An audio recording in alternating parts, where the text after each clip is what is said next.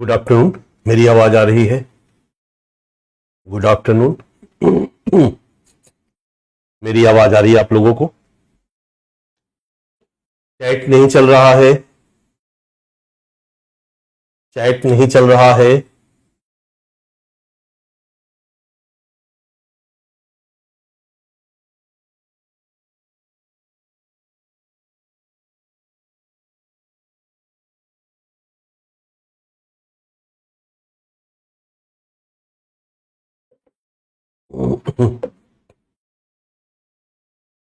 मेरी आवाज आ रही है? All clear? Please right on chat.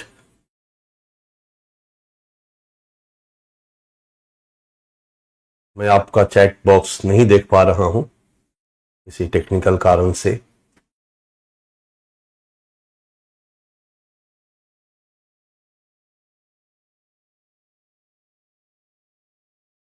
मैं आपका चैट बॉक्स नहीं देख पा रहा हूं।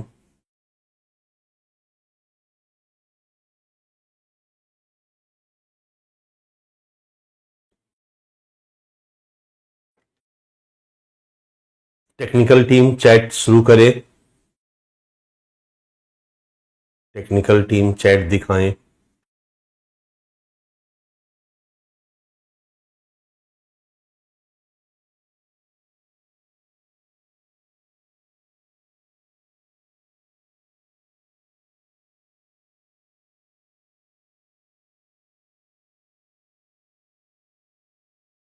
एक बॉक्स दिखना शुरू हो गया। Good afternoon, good afternoon, good afternoon. जय श्री राम, राधे राधे।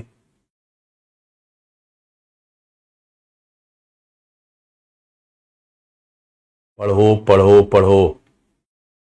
क्या हाल है? पढ़ाई चल रही है, नहीं चल रही है?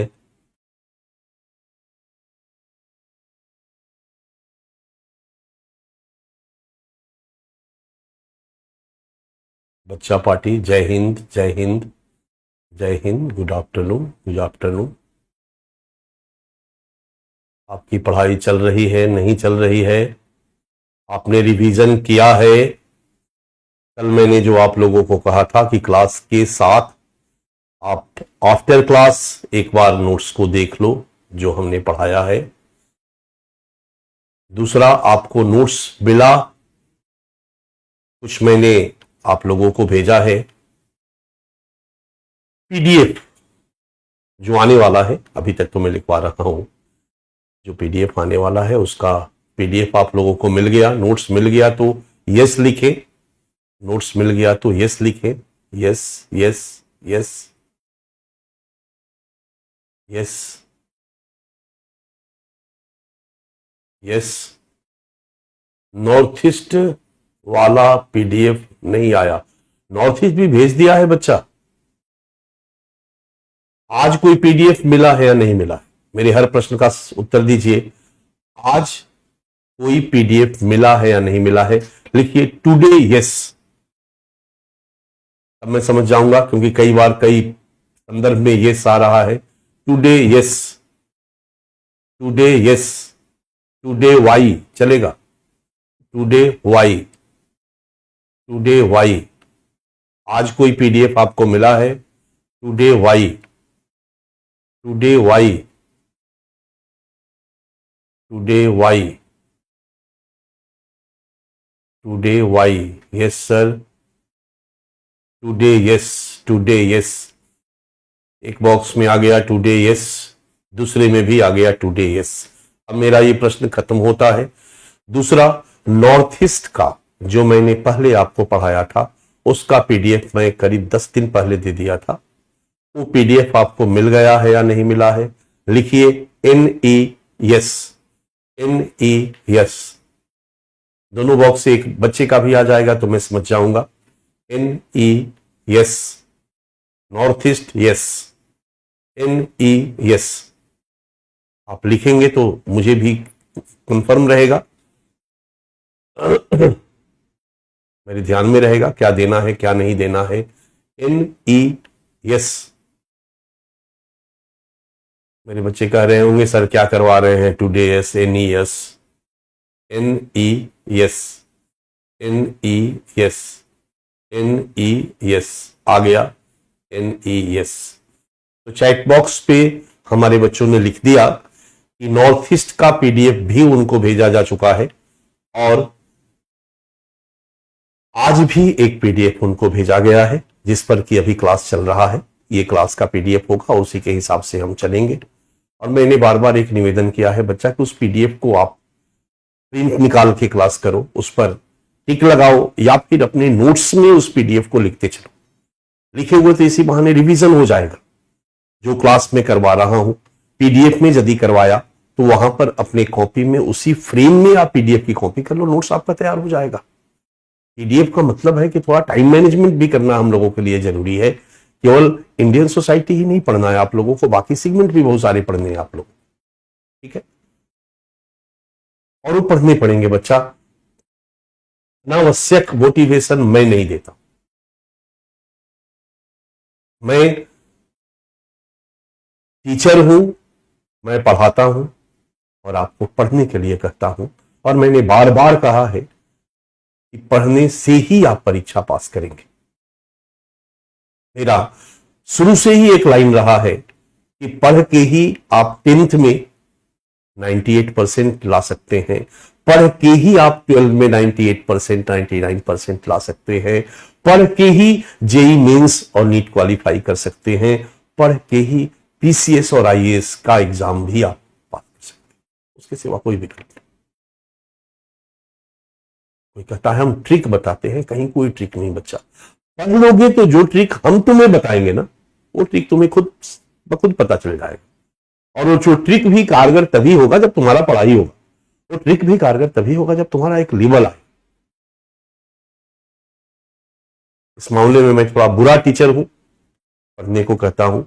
बहुत सारे बच्चे ऐसे टीचर खोजते हैं जो कहे कि पढ़ने की जरूरत नहीं है, बहुत ज्यादा विद्वान नहीं बनना है, ज्ञानी नहीं बनना है, यार परीक्षा क्रैक करना है, एग्जाम क्रैक करना है, एग्जाम क्रैक करना है, विद्वान थोड़ी बनना है, प्रोफेसर थोड़ी बनना है। बस ये पढ़ो और एग्जाम क्रैक कर जाओगे। नो बच्चा, मैं यहां खड़ा हूं, मेरे ऊपर अगर ट्रस्ट कर सकते हो तो मेरी बात को हमेशा गांठ मान लो कि पढ़ने के सिवा और कोई विकल्प नहीं, और पढ़ के ही आप सफल होोगे, ठीक है। ये एक सच्चाई है। इसलिए मैं जब भी आता हूं, जहां भी अपने बच्चों को, चाहे वो ऑप्शनल हो, चाहे वो, हम लोगों ने यहाँ के कुछ आकस्मिक कारणों से ऑप्शनल को कैंसिल किया है। ऑप्शनल का एक अगला डेट, हमारा आज से सोशियोलॉजी ऑप्शनल शुरू होने वाला था, तो आपको डेट अनाउंस कर दिया जाएगा, आपके ऐप पर भी चला जाएगा, ठीक है।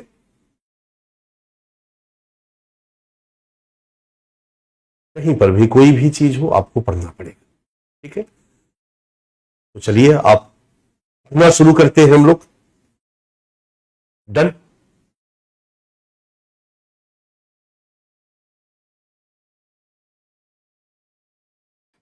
हम लोग भारत में सांप्रदायिकता को पढ़ रहे थे। हम लोगों ने 2-3 अवधारणाओं को फोकस किया था कि किसी भी व्यक्ति में अपने धर्म से, धार्मिक मान्यताओं से लगाव की भावना को धार्मिकता कहते हैं, रिलीजियसिटी कहते हैं। और अन्य धर्म के मानने वाले लोगों के प्रति धार्मिक आधार पर, धार्मिक संदर्भ में विश्वास, ईर्ष्या, द्वेष, घृणा की भावना को सांप्रदायिकता। धार्मिकता अलग है और सांप्रदायिकता अलग है। और सांप्रदायिकता एक नकारात्मक भाव है, कहीं ना कहीं कुछ पाने की लालसा में उत्पन्न होती, पाने की लालसा में उत्पन्न होती है। जब दो धार्मिक समुदाय एक जगह रहते हैं और कुछ पाने के लिए, राजनीतिक शक्ति को प्राप्त करने के लिए, कुछ चीजों को पाने के लिए, जब उनमें एक प्रतिस्पर्धा उभर करके सामने आती है, तो कहीं ना कहीं यही प्रतिस्पर्धा कई बार ईर्ष्या और द्वेष में तब्दील हो जाती, या कुछ लोग इसको ईर्ष्या द्वेष में यानी सांप्रदायिकता में तब्दील कर देते। या दो धार्मिक समुदायों के बीच अगर विषमता हो, एक आगे हो और एक पीछे हो, कहीं ना कहीं जो तुलनात्मक अभाव बोध होता है ना बच्चा, वो भी उनके प्रति ईर्ष्या और द्वेष की भावना को भर देता, जन्म देता। कई बार राजनीतिक दल भी अपने स्वार्थों को सिद्ध करने के लिए इसको उत्पन्न करते हैं, कई बार विदेशी शक्तियां भी अपने स्वार्थ। तो सांप्रदायिकता के उद्भव के लिए कई कारण रिस्पॉन्सिबल है। सांप्रदायिकता का मतलब हुआ कि दूसरे धर्म के लोगों के प्रति ईर्ष्या द्वेष की भावना। धार्मिक संदर्भ में ईर्ष्या द्वेष की भावना, वो मुस्लिम है इसलिए। अब आप कहोगे कि सर आप कह रहे हैं कि उसके पास ज्यादा विकसित है और हम कम विकसित है, इसलिए ईर्ष्या द्वेष। ईर्ष्या द्वेष सांप्रदायिकता का ये एक कारण हो सकता है। आर्थिक विषमता, तुलनात्मक अभावबोध, राजनीतिक शक्ति को प्राप्त करने की होड़ एक कारण हो सकता है। विदेशी शक्तियों की भूमिका एक कारण हो सकता है।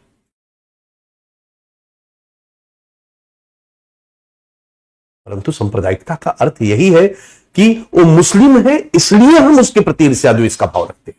उसके पीछे कई कारण है, कोई हमें भड़का रहा है, कुछ विदेशी शक्तियां भड़का रही है, या कहीं ना कहीं उससे हम कुछ मामलों में कम पा रहे हैं। उसके पास ज्यादा है, मेरे पास कम है। तुलनात्मक अभावबोध, सापेक्षिक वंचन, रिलेटिव डिप्राइवेशन, यही है बच्चा। ये सांप्रदायिकता और कॉन्फ्लिक्ट जब बढ़ा है, विषमता बढ़ी है, तुलनात्मक अभावबोध बढ़ा है, तो इस सांप्रदायिकता की समस्या और ज्यादा बढ़ी है। इसलिए हम लोगों ने कहा कि सांप्रदायिकता एक आधुनिक घटना है और भारतीय समाज के लिए भी यह एक प्रमुख समस्या के रूप में उभर कर सामने आई है। फिर हमने भारतीय समाज पर इसके दुष्परिणामों की चर्चा की, फिर भारत में इस सांप्रदायिकता के उद्भव के लिए उत्तरदायी कारणों की चर्चा की कि भारत में सांप्रदायिकता के उद्भव और विकास के लिए कौन कौन से कारण जिम्मेदार रहे हैं। और अब हमारा अगला डायमेंशन है जो आपके सामने है, और मेरे ख्याल से हम लोगों ने इसको ई के अंतर्गत रखा था। भारत में सांप्रदायिकता उन्मूलन के लिए किए गए प्रयास। ठीक है, सोचो सबसे पहले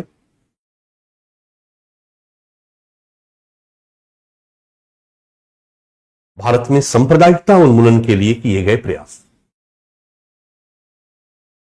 बच्चा, सबसे पहले सांप्रदायिकता अंग्रेजी शासन काल में ही आनी शुरू हो गई थी और सांप्रदायिकता के दुष्परिणाम हमें दिखने लगे थे। जिस समय हमारा देश आजाद हुआ, सांप्रदायिकता के कारण लाखों लोग मारे गए, सांप्रदायिक दंगा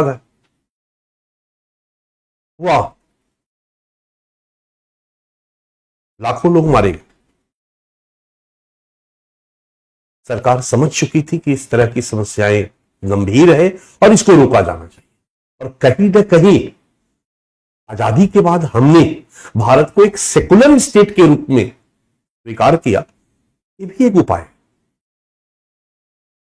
ये भी एक उपाय है। इंडिया एक सेकुलर स्टेट होगा का मतलब ये है कि राज्य के लिए सभी धर्म समान होंगे, राज्य का अपना कोई धर्म नहीं होगा, सभी धर्म के लोग साथ रहेंगे, सर्वधर्म समभाव होगा राज्य का। क्या आपको नहीं लगता है कि यह कदम सांप्रदायिकता को रोकने के लिए उठाया गया? ये कदम भी कहीं ना कहीं भारत में सांप्रदायिकता को रोकती है। तो पहला प्रयास, पहला उपाय तो हम यही दिखाएंगे बच्चा। दूसरा उपाय सोचो क्या हो सकता है। भारत एक सेकुलर स्टेट होगा, भारत का अपना कोई धर्म नहीं होगा,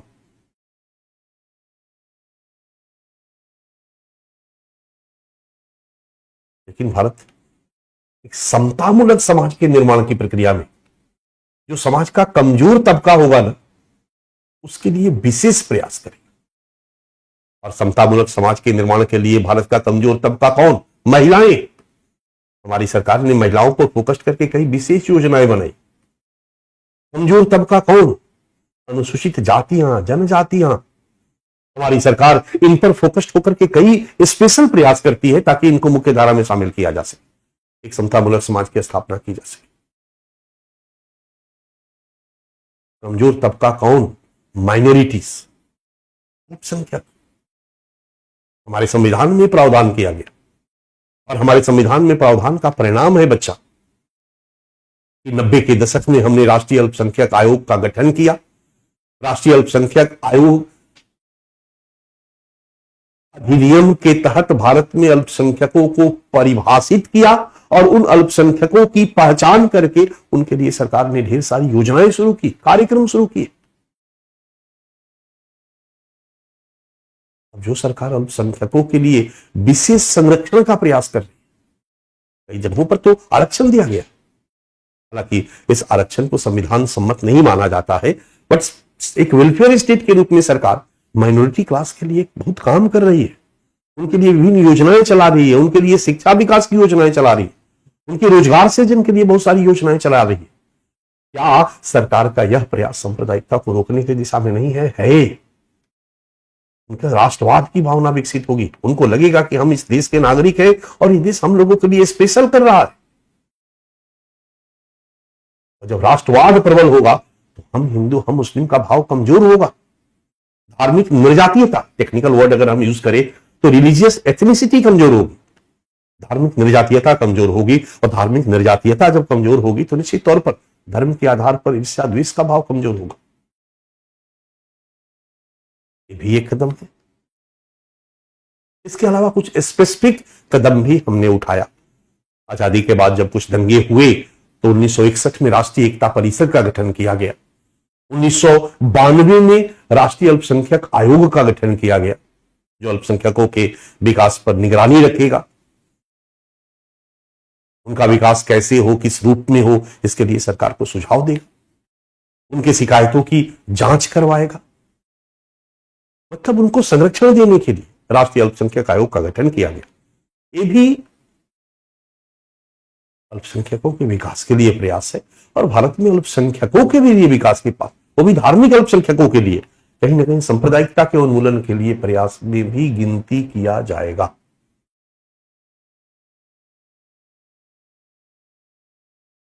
छिहत्तर में हमने सांप्रदायिक सद्भाव के लिए 7 सूत्री कार्यक्रम चलाया, उनका क्रियान्वयन किया। हालांकि ये बहुत इंपॉर्टेंट नहीं है, कई एनजीओ इस दिशा में काम कर रहे हैं।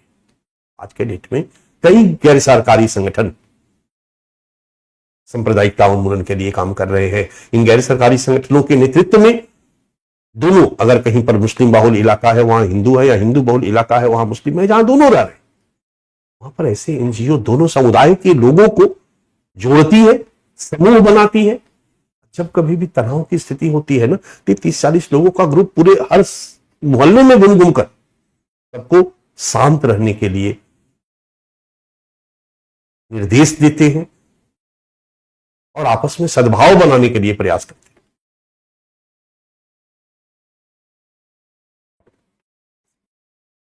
समय समय पर न्यायालय ने भी निर्देश दिए हैं। मैंने अभी बताया मीडिया को न्यायालय ने निर्देश दिया था, गुजरात की कहानी हमने बताई, याद होगा। मीडिया इस तरह की चीजों को न परोसे, इस तरह की चीजों को न रखे। मीडिया को नियंत्रित किया गया है। अगर कहीं पर कोई 2 सांप्रदायिक समूह या सांप्रदायिक दंगा होता है, दंगे में मारे जाते हैं, तो मीडिया नहीं छापती है कि मेरठ में दंगा हुआ और 20 मुस्लिम मारे गए, या हिंदुओं की भीड़ ने 20 मुस्लिमों को मारा, या मुस्लिमों की भीड़ ने 20 हिंदुओं को मारा। ये नहीं लिखा जाता है। ये कानून के द्वारा रेगुलेट किया गया है, कंट्रोल किया गया है मीडिया को। मीडिया बस यही लिखेगी कि 2 समुदायों के बीच झड़प, जिसमें एक समुदाय के 20 लोग मारे गए, दैट्स ऑल, 8 लोग घायल हुए। समुदाय का नाम नहीं लिख सकती है मीडिया। तो ये सब भी मीडिया को कंट्रोल करना भी कहीं ना कहीं सांप्रदायिकता उन्मूलन के दिशा में किए गए प्रयास। ठीक है। और फिर कारण को दूर कर दो तो हो जाएगा सुझाव। तो 2 डायमेंशन है बच्चा। प्रयास पे बहुत ज्यादा प्रश्न नहीं बनेगा, मैंने पहले भी कहा था, बट प्रयास को हम लिख लेते हैं। पहला प्रयास लिखो, स्वतंत्रता के बाद, स्वतंत्रता के बाद भारत के लिए धर्मनिरपेक्ष राज्य की घोषणा, सेकुलर स्टेट की घोषणा।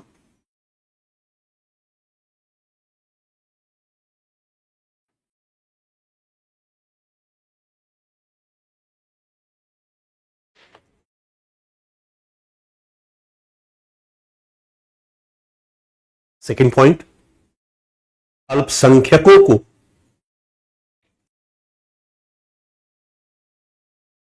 विशेष संरक्षण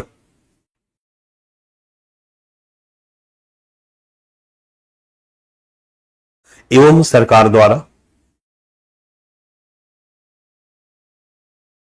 विभिन्न योजनाओं के माध्यम से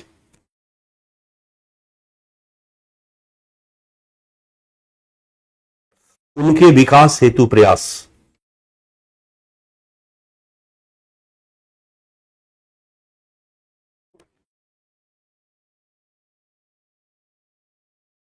उनके विकास हेतु प्रयास। तीसरा पॉइंट,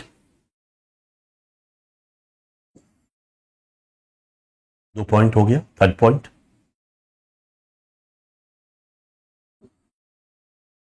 उन्नीस सौ 1961 में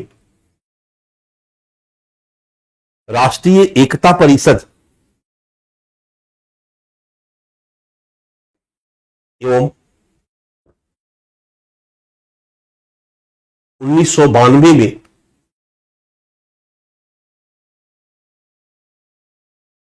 राष्ट्रीय अल्पसंख्यक आयोग का गठन। 1992 में 1992 नेशनल कमीशन फॉर माइनॉरिटीज, राष्ट्रीय अल्पसंख्यक आयोग का गठन। ये सब कुछ डिटेल मैं आपको पढ़ा चुका हूं सोशल जस्टिस में। राष्ट्रीय अल्पसंख्यक आयोग क्या है, इसके क्या फंक्शन है, सारी चीजें। फोर्थ पॉइंट, 1976 में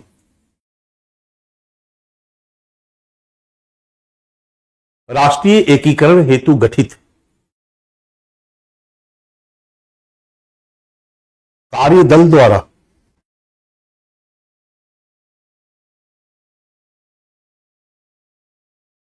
सांप्रदायिक सद्भाव के लिए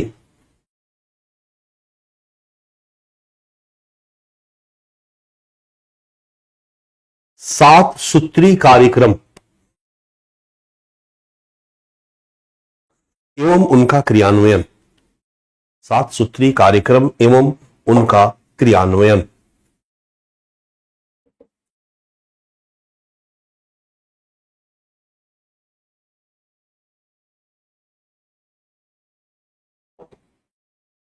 पांचवा पॉइंट, फिफ्थ पॉइंट। फोर्थ आपने लिख लिया।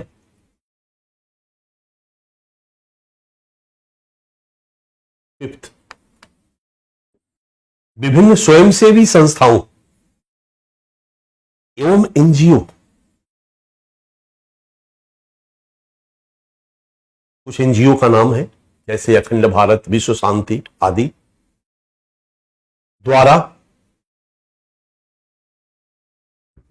इस दिशा में किए गए प्रयास।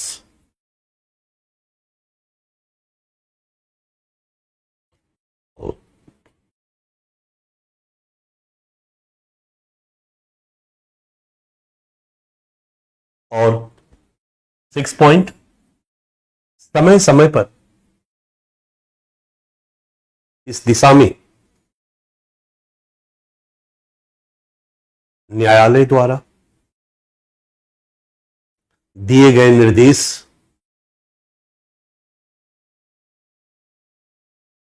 और कानून द्वारा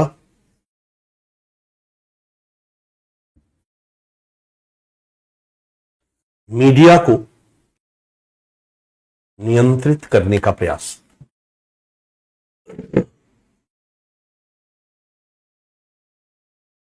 मीडिया को नियंत्रित करने का प्रयास।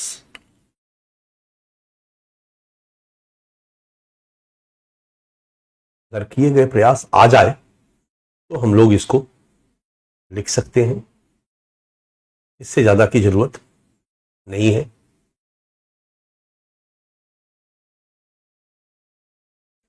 सुझाव हमारा अगला डायमेंशन है बच्चा, ABCDEF। लिखिए, भारत में सांप्रदायिकता को रोकने हेतु सुझाव।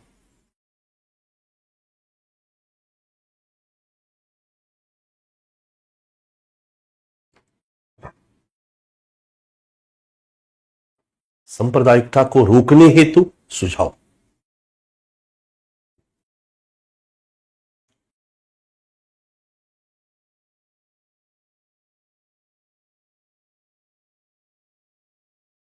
सांप्रदायिकता को रोकने हेतु सुझाव। क्लियर?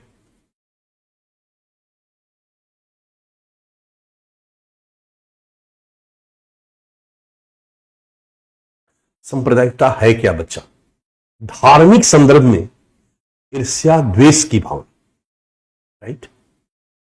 धार्मिक संदर्भ में तो विद्वानों का कहना है कि यदि हमारी सोच जितना ज्यादा तार्किक वैज्ञानिक होगी ना,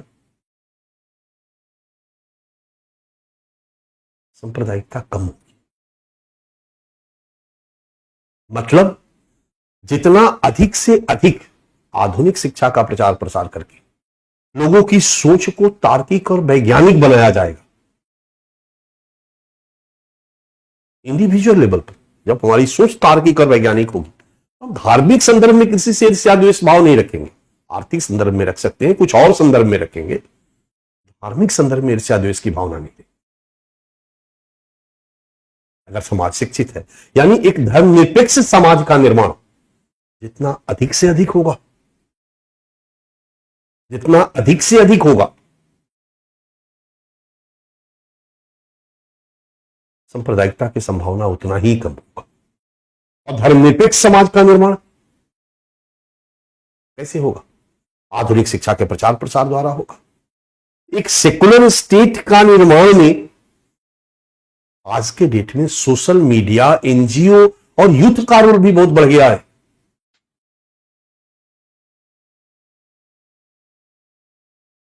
तो हम पहला पॉइंट यही लिखेंगे बच्चा, पहला सुझाव लिखिए, आधुनिक शिक्षा के नंबर वन आधुनिक शिक्षा के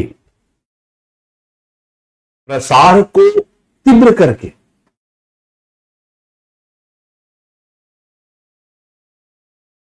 धर्मनिरपेक्षता को, सेकुलरिज्म को एक मजबूत विचारधारा के रूप में स्थापित किया। आधुनिक शिक्षा के प्रसार को तीव्र करके धर्मनिरपेक्षता को एक मजबूत विचारधारा के रूप में स्थापित किया जाए। और इस दिशा में केवल आधुनिक शिक्षा का प्रसार और शिक्षण संस्थान से नहीं होगा बच्चा, इस दिशा में कार्य करने हेतु मीडिया में सभी मीडिया, एनजीओ एवं यूथ को, युवाओं को प्रोत्साहित किया जाए, युवाओं को प्रोत्साहित किया जाए। पहला सुझाव हमारा यही है। चलो, एक तरफ हम आधुनिक शिक्षा का प्रचार प्रसार करके युवाओं को, मीडिया को, यूथ को, सबको साथ लेकर उनको मोटिवेट करके उनके सहयोग से भारत के लोगों की सोच को तार्किक और वैज्ञानिक बनाने का प्रयास कर रहे हैं। सरकार कर रही है आजादी के बाद। इसको हमने सुझाव में दे दिया कि और किया जाए, क्योंकि 76-77 साल बीत चुका है बच्चा। भारत की जनता अभी पूरी तरह से आधुनिक सोच वाली नहीं हुई है। आज भी उनके जेहन में परंपरागत धार्मिक मान्यताएं और अंधविश्वास विद्यमान है। ये जब तक रहेंगे सांप्रदायिकता खत्म नहीं होगा। पहला सुझाव हमारा यही होगा। दूसरा, सांप्रदायिकता में एक धर्म के लोग दूसरे धर्म के प्रति ईर्ष्या द्वेष का भाव रखते हैं। बच्चा, ऐसा तब होता है ना जब दूर दूर रहते। हमारा हिंदू का मोहल्ला अलग हो और मुस्लिमों का मोहल्ला अलग, तो सांप्रदायिकता के बढ़ने की संभावना ज्यादा होगी। और एक ही मोहल्ले में सबको कर दिया जाए तो सांप्रदायिकता के बढ़ने की संभावना कम होगी। एक ही बिल्डिंग में फ्लैट बांट दिया जाए तो सांप्रदायिकता की संभावनाएं और कम हो जाएगी। और एक ही घर में, एक ही किचन में सब बना के खाने लगे तो सांप्रदायिकता की भावना और कम हो जाएगी। संभावना साथ रहने से भी बच्चा प्यार मोहब्बत बढ़ता है और दूर रहने से संशय की संभावना बढ़ती है, ईर्ष्या द्वेष की संभावना बढ़ती है। ये एक फॉर्मूला है, एक फैक्ट है।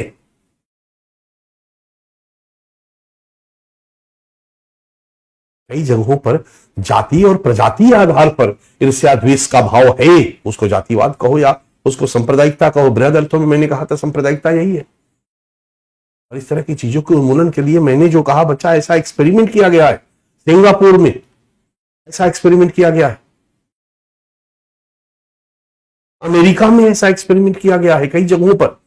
अमेरिका में ब्लैक और व्हाइट के बीच में इस तरह के डिस्टेंस है, श्वेत और अश्वेत के बीच में, श्वेत और अश्वेत के बीच में दंगा होता रहता है। सरकारों ने क्या किया है कि जहां पर भी कोई बिल्डर कोई बिल्डिंग बना रहा होता है, आवासीय कॉलोनी बना रहा होता है, तो फिक्स कर दिया गया है कि उसमें उसको % फ्लैट, अगर 100 फ्लैट है तो उसमें से 30-40 जो भी फ्लैट उनको अश्वेत को ही बेचना, उनके लिए रिजर्व रखना है। अब पूछो ऐसा से क्या फायदा कि श्वेत अश्वेत को साथ रखा जाए, अलग अलग नहीं रखा जाए।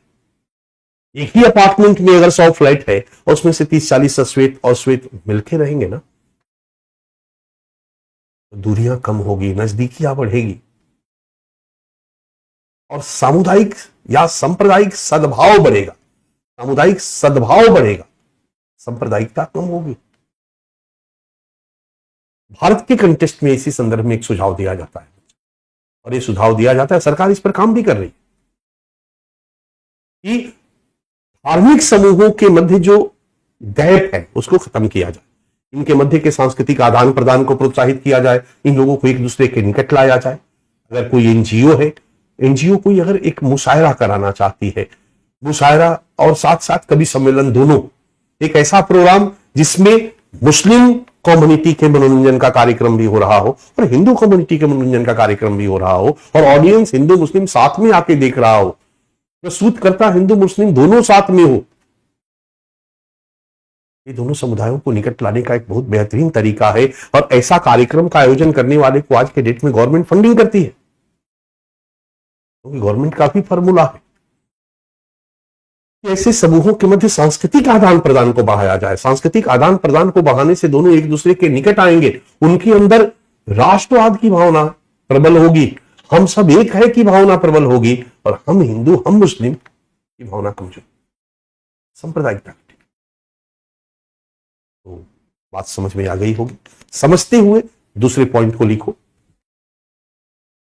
सभी धार्मिक समूहों के मध्य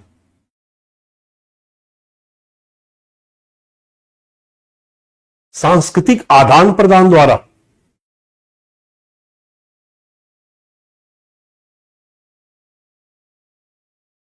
उनको एक दूसरे के निकट लाया जाए, उनको एक दूसरे के निकट लाया जाए।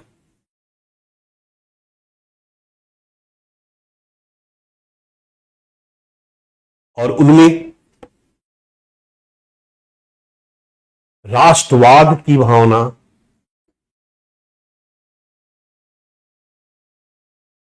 या हम सब एक है की भावना का विकास किया जाए। राष्ट्रवाद की भावना या हम सब एक है की भावना का विकास किया जाए। ये बच्चा एक बेसिक सुझाव है जो आप दे सकते हैं। रही बात बाकी सुझाव की, तो जो कारण है उसको दूर कर दोगे तो सुझाव हो गया। जो व्यक्ति सांप्रदायिक मानसिकता रखता है, वो पूजा पाठ नहीं करता लेकिन सांप्रदायिक सोच रखता है, ईर्ष्या-द्वेष निगेटिव अप्रोच रखता है, ऐसे व्यक्तियों को, ऐसे नेताओं को, ऐसे दलों के विरुद्ध कठोर कार्रवाई की जाए, ऐसे धार्मिक संगठनों पर और दलों को पहचान किया जाए, उस पर प्रतिबंध लगा दिया जाए। यह भी एक सुझाव हो सकता है। भारत में कई बार सांप्रदायिकता में पुलिस और मिलिट्री और जुडिशियरी का रोल भी रहा है। जुडिशियरी का रोल तो नहीं रहा लेकिन पुलिस मिलिट्री का रोल रहा है कई जगहों पर।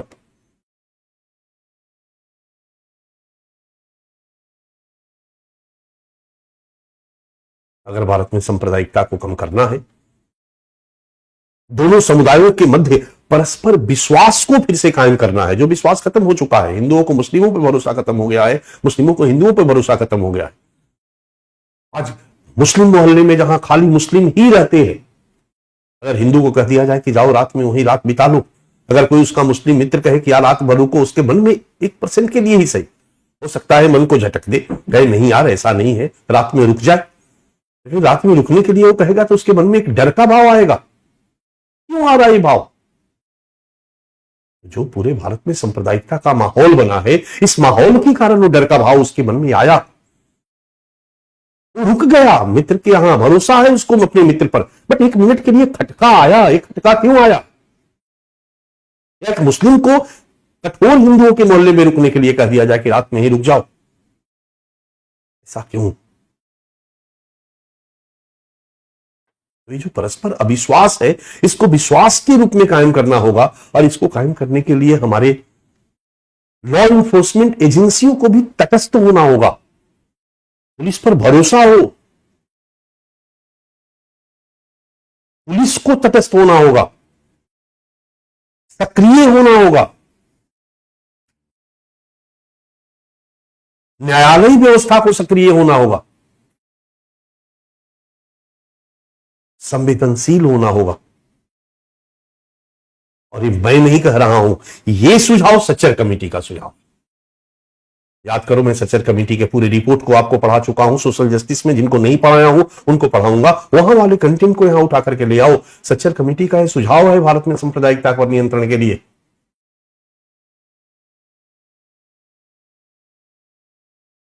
और एक और कारण हम लोगों ने पहचान किया था, सोशल मीडिया, मीडिया की नकारात्मक भूमिका। याद करो, एक सुझाव देना होगा कि इनको रेगुलेट किया जाए।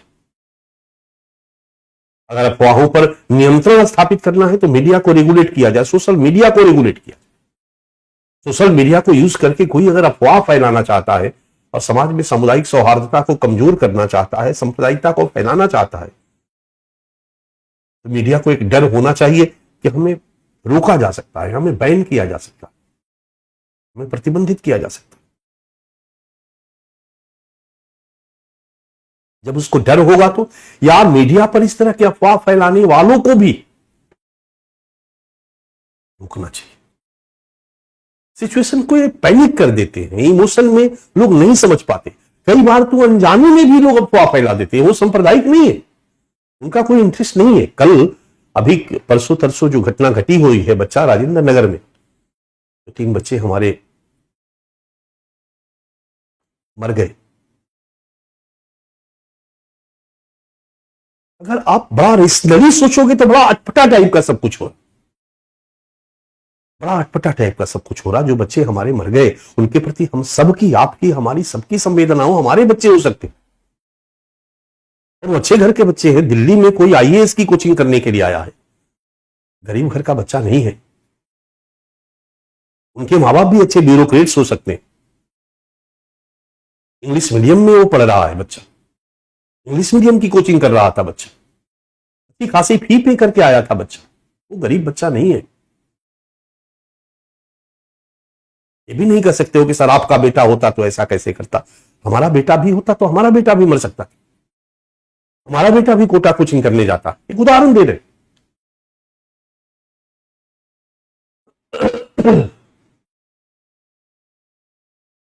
बच्चा कल रात को मैं 1.5 घंटा 5 साल पहले गुजरात में सूरत में एक कोचिंग में आग लगी थी। कोचिंग का नाम था तक्षशिला। तक्षशिला में भीषण आग लगी और 22 छात्र मारे गए। पूरे भारत में हंगामा मचा। आप समझ सकते हो 22 छात्र। अभी यहां तो 1-2 का बात हुआ, ये ज्यादा दिन की बात नहीं है। जैसे लगा कि अब देश में पूरा कानून व्यवस्था लागू हो जाएगा, सब कुछ उसी तरह हुआ। उस समय तो 10 दिन जो न्यूज चला सबने देखा। क्या आज उससे संबंधित किसी न्यूज को आपने देखने की कोशिश की? 5 साल पहले जो तक्षशिला में आग लगा था, आज क्या हुआ है?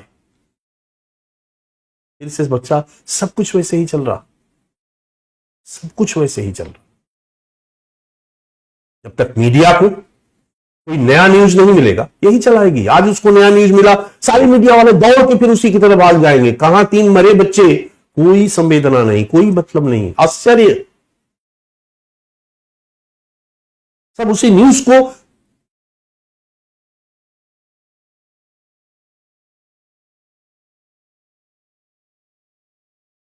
सरकार एकदम से सख्त हो गई, नाला जाम था, पूरा बारिश हुआ और पूरा वाटर लाइन ब्लॉकिंग हो गया, पानी भर गया। न्यूज में सुन रहे होंगे कि कई बार नाला को जाम को खत्म करने के लिए कई बार कंप्लेन किया गया कि नाला की सफाई की जाए, सफाई की जाए। किसी के कान में जू नहीं रहेंगे।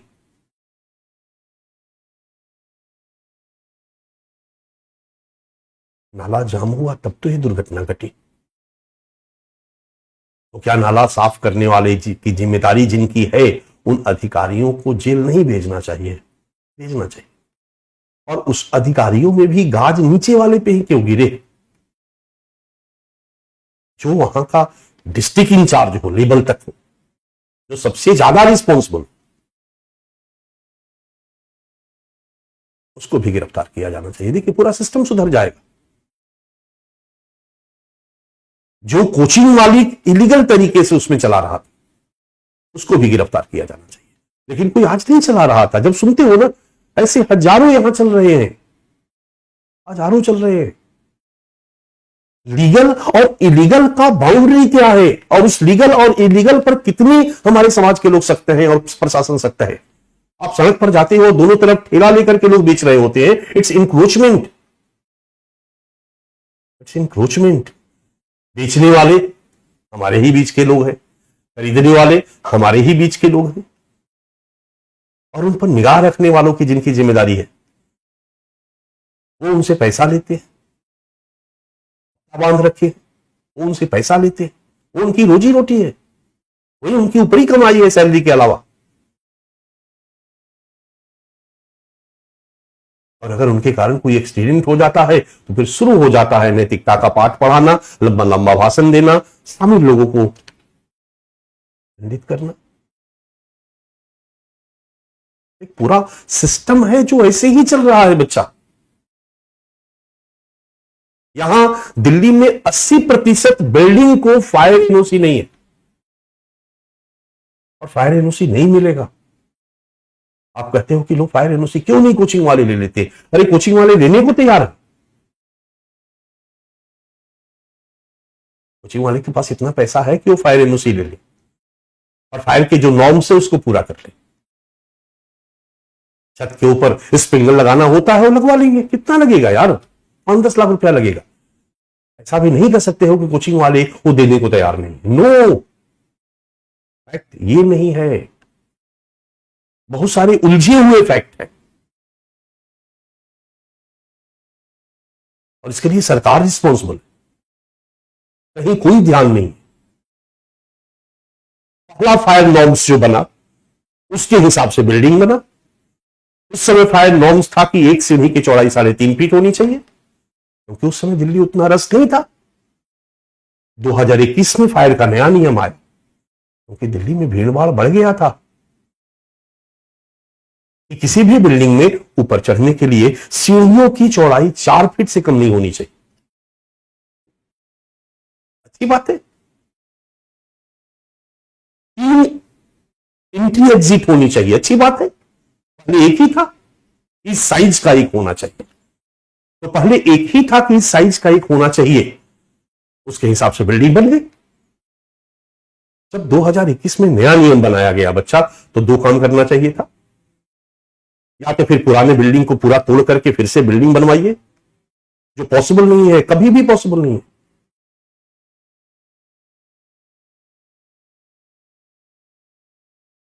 नहीं तो फिर ये नियम में ढील दीजिए कि जो पुराने बिल्डिंग बन चुके हैं 2021 के पहले, उस पर ये नियम हूबहू लागू नहीं होगा। ये नियम उसके बाद के बनने वाले बिल्डिंग पर लागू होगा, और ये नियम उसके पहले बनने वाले बिल्डिंग जो है उसको थोड़ा सा रेशनलाइज किया जाए कि ये प्रिकॉशन जो पॉसिबल है। पूरा बिल्डिंग ध्वस्त करना संभव नहीं है, तो 80% दिल्ली की बिल्डिंग तोड़नी पड़ेगी। नए फायर नॉर्म्स के अनुसार अगर चलाया जाए तो पॉसिबल नहीं है बच्चा, कोई इस बात को समझने को तैयार नहीं है।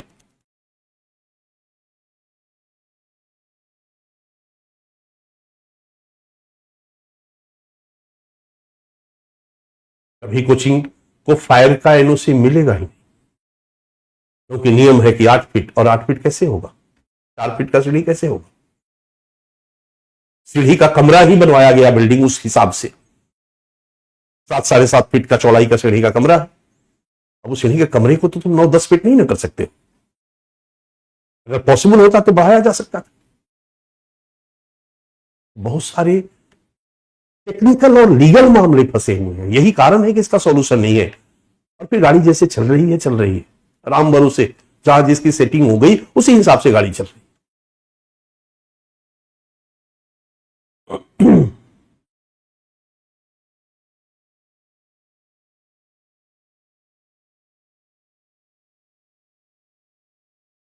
इस तरह की हादसा है, एक्सीडेंट है, और इस तरह के हादसे या एक्सीडेंट पर यह कोशिश होनी चाहिए कि फ्यूचर में ये चीजें दोहराई नहीं जाए, और बाकी जगहों पर चीजों को सिस्टमेटिक करने का प्रयास किया जाए। और ये सिस्टमेटिक सभी मिलकर ही कर सकते हैं,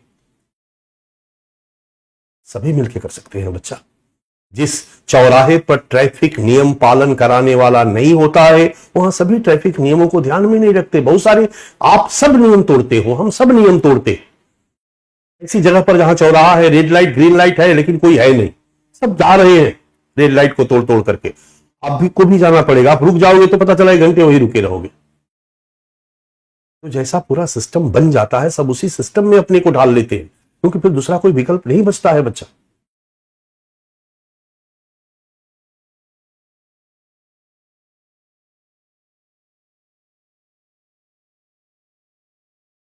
मेरा एक छात्र IRS है, कस्टम में as a deputy DC join किया था मुंबई में। कस्टम समझते हो? मैंने पूछा कि बाहर से जो भी शिप पे आता है सामान, कैसे आप लोग पास करते? वो बोला कि कुछ नहीं, सबके फिक्स है, पैसे दे दिए जाते हैं, सब साइन कर दिया जाता है, पास हो जाता है। हमने कहा कि उसी में किसी दूसरे देश से हथियार रख के चला आया तो कैसे चेक करो? नहीं चेक हो सकता है, पॉसिबल नहीं। हमने कहा कैसे पॉसिबल नहीं है? उसने कहा कि एक दिन में इतने ज्यादा कंटेनर आते हैं कि सारे कंटेनर को, ये नियम के तहत नियम है कि सब कंटेनर चेक करके कंटेनर के मालिक को दिया जाए। हम यहाँ के कंटेनर, हम यहाँ के आदमी हैं, हमने अमेरिका से कोई सामान मंगवाया, वहां से सामान कंटेनर पे आ गया, हमारा आदमी जाकर के, हम जाकर के वहां से उसकी डिलीवरी ले लेंगे। नियम है कि जब आया तो हर कंटेनर चेक करके ही डिलीवरी दिया जाए। लेकिन इतना ज्यादा मात्रा में कंटेनर आता है कि प्रत्येक कंटेनर को अगर चेक करके दिया जाए तो आज का कंटेनर जो आया है वो डिलीवरी जिसको देना है उसको देते देते 1 महीना लग जाएगा। स्टाफ नहीं है, सिस्टम नहीं है, पॉसिबल नहीं है। इससे कंटेनर चेक नहीं किया जाता है और फिर जी जैसे है।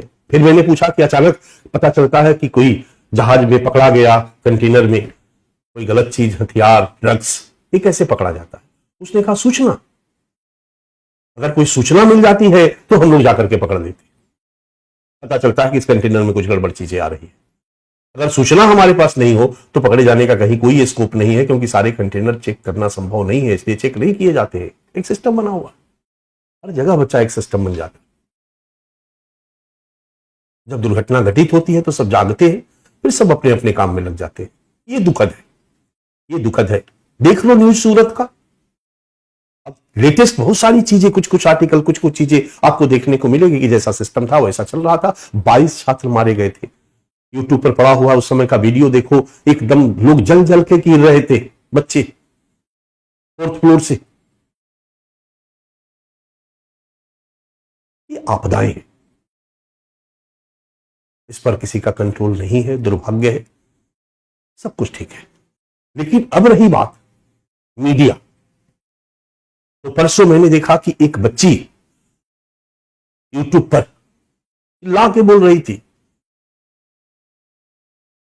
पूछा यूट्यूब वाले ने या जो भी चैनल वाले ने कि कितने लोग मरे हैं, छुपाई जा रही है। मुझे मतलब बोला आपके पास क्या है प्रूफ, आप कैसे जानती है? मेरे पास प्रमाण है कि 20 से 25 लोग मरे हैं, प्रूफ है मेरे पास, 20 से 25 लोग मरे हैं। This is the word, proof है मेरे पास कि 20 से 25 लोग मरे हैं, प्रूफ है मेरे पास कि 20 से 25 लोग मरे हैं, प्रूफ है मेरे पास कि 20 से 25 लोग मरे हैं। अगर कोई व्यक्ति सोशल मीडिया पर इस तरह की बातें कॉन्फिडेंटली करता है तो क्या ये सिचुएशन को पैनिक नहीं कर सकता है? चलो, ये बच्चे थे, किसी कम्युनिटी से नहीं थे, लेकिन अगर इसी तरह से सोशल मीडिया पे कोई कहे कि प्रूफ है मेरे पास कि मुस्लिमों ने 20 हिंदुओं को मार डाला है, प्रूफ है मेरे पास कि मुस्लिमों ने एक दंगे में 20 हिंदुओं को मार डाला है, या हिंदुओं ने 20 मुस्लिमों को मार डाला है, ये सांप्रदायिकता को घटाएगा या बढ़ाएगा? कहीं ना कहीं मीडिया पे कंट्रोल होना चाहिए। अभिव्यक्ति की स्वतंत्रता का ये मतलब नहीं है कि कुछ भी बोले, और जब हम कुछ भी बोलने जाते हैं बच्चा, तो हमें नहीं समझ में आता है कि इसका कहां कहां हम नुकसान पहुंचा दे रहे हैं। अगर 25 बच्चे तो नहीं मरे, अगर ये प्रमाणित नहीं हुआ कि 25 बच्चे नहीं मरे, तो इस तरह के स्टेटमेंट देने वाले को जेल भेज देना चाहिए। कुछ भी बोलोगे मीडिया के सामने।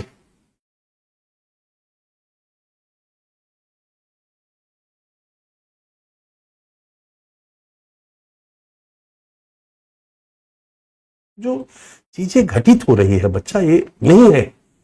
और खास करके आज सोशल मीडिया के दौर में, इसलिए हर चीज में, हर अच्छे में सोशल मीडिया रिस्पॉन्सिबल है, और हर बुरे में भी सोशल मीडिया रिस्पॉन्सिबल है। सोशल मीडिया को अगर सही तरीके से यूटिलाइज किया जाए तो बहुत सारे इसके लाभ कमाए जा सकते हैं और बहुत सारे हानियों से बचा जा सकता है। इसलिए एक सुझाव हमने दिया है बच्चा आपका, कि सोशल मीडिया को भी रेगुलेट किया जाना चाहिए, कंट्रोल किया जाना चाहिए, नियमित किया जाना चाहिए। ठीक है, आप लिखते जाइए। तीसरा, पहला है हमारा, आपने लिख दिया है, धर्मनिरपेक्षता को एक मजबूत विचारधारा के, आधुनिक शिक्षा के प्रचार प्रसार द्वारा धर्मनिरपेक्षता को एक मजबूत विचारधारा के रूप में स्थापित किया जाए और इस दिशा में कार्य करने हेतु मीडिया, एनजीओ और यूथ को प्रोत्साहन दिया जाए। दूसरा है, सभी धार्मिक समूहों के मध्य सांस्कृतिक आदान प्रदान द्वारा उनको एक दूसरे के निकट लाया जाए और उनमें राष्ट्रवाद या हम सब एक है की भावना का विकास किया जाए।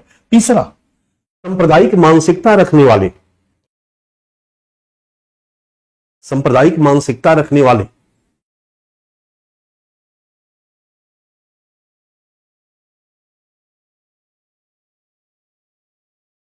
व्यक्ति, नेताओं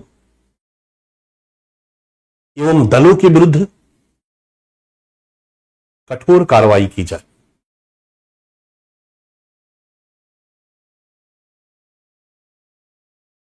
फोर्थ पॉइंट,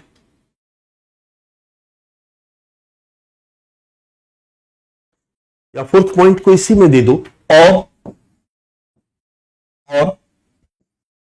ऐसे धार्मिक संगठनों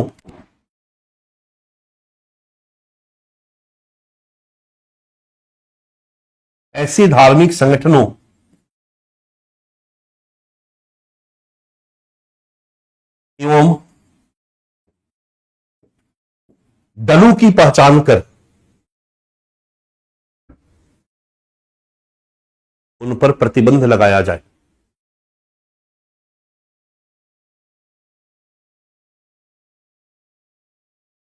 उन पर प्रतिबंध लगाया जाए।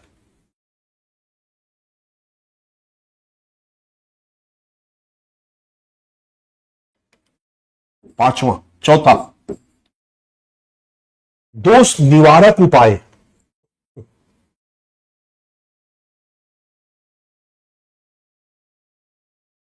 जैसे पुलिस,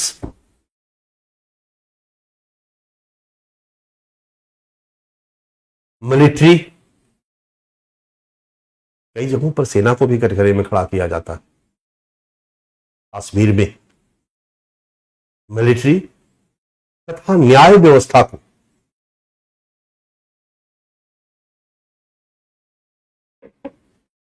तटस्थ, सक्रिय एवं संवेदनशील बनाया जाए। ब्रैकेट में सच्चर कमेटी, 5वां पॉइंट,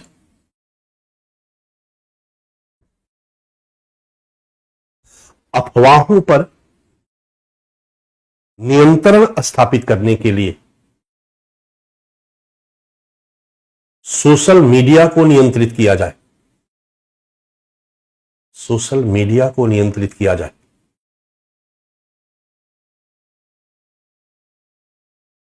राइट। एक और सुझाव लिख लो, समझाने की जरूरत नहीं है। 6 नंबर पॉइंट, अल्पसंख्यकों विशेष रूप से मुस्लिमों के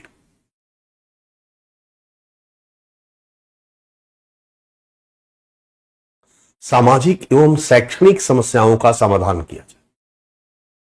सामाजिक एवं शैक्षणिक समस्याओं का समाधान किया जाए। सच्चर कमेटी की रिपोर्ट है बच्चा कि मुस्लिम अल्पसंख्यक भारत का सबसे पिछड़ा समुदाय है। सामाजिक रूप से भी पिछड़ा है, मतलब उनमें परंपरा के प्रति कट्टरता, धर्म के प्रति कट्टरता ज्यादा है। शैक्षिक रूप से भी पिछड़ा हुआ है, उनमें आधुनिक शिक्षा का प्रचार प्रसार का स्तर बहुत ही निम्नतर है।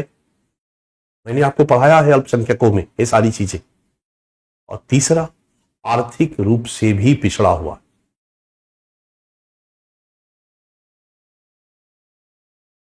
जब तक ये सब चीजें उनमें विकसित नहीं होगी बच्चा, सोचने वाली बात है ना कि मुस्लिम ही में ही धार्मिक कट्टरता ज्यादा क्यों है, हिंदुओं में क्यों नहीं। भारत के मुस्लिम बच्चा, ध्यान रखना, वो क्यों है। सच्चर कमेटी ने कहा कि सबसे पिछड़ा समुदाय है। इस पर मैं डिस्कशन कर चुका हूं आपको सोशल जस्टिस में। बट ये सोचने वाली बात है कि 47 में पूरा भारत आजाद हुआ, आजादी के 77 वर्ष बीत गए और अल्पसंख्यक मुस्लिम सबसे पिछड़ा समुदाय के रूप में रह गया। क्यों, वाई, क्या कारण है। और अगर हम इसके कारणों की बात करते हैं, सोचते हैं, तो पाते हैं कि भारत में मुस्लिम थे कौन। आजादी के पहले भी मुस्लिम क्या अमीर थे? उत्तर है नहीं, मुट्ठी भर ही अमीर थे। भारत में 95% धर्मांतरित मुसलमान, एग्री हूं? तो 95% जो धर्मांतरित मुसलमान है, ज्यादातर ये ऊंची जातियों से धर्मांतरित थे, ज्यादातर, या निम्नतर दलित जातियों से। उत्तर है निम्न जातियों से ज्यादातर धर्मांतरित थे। टोटल अगर धर्मांतरित मुस्लिमों की बात करें तो मुट्ठी भर ही थे जो ऊंची जातियों से धर्मांतरित हुए थे, ज्यादातर। और ये हिंदू थे तब भी गरीब थे।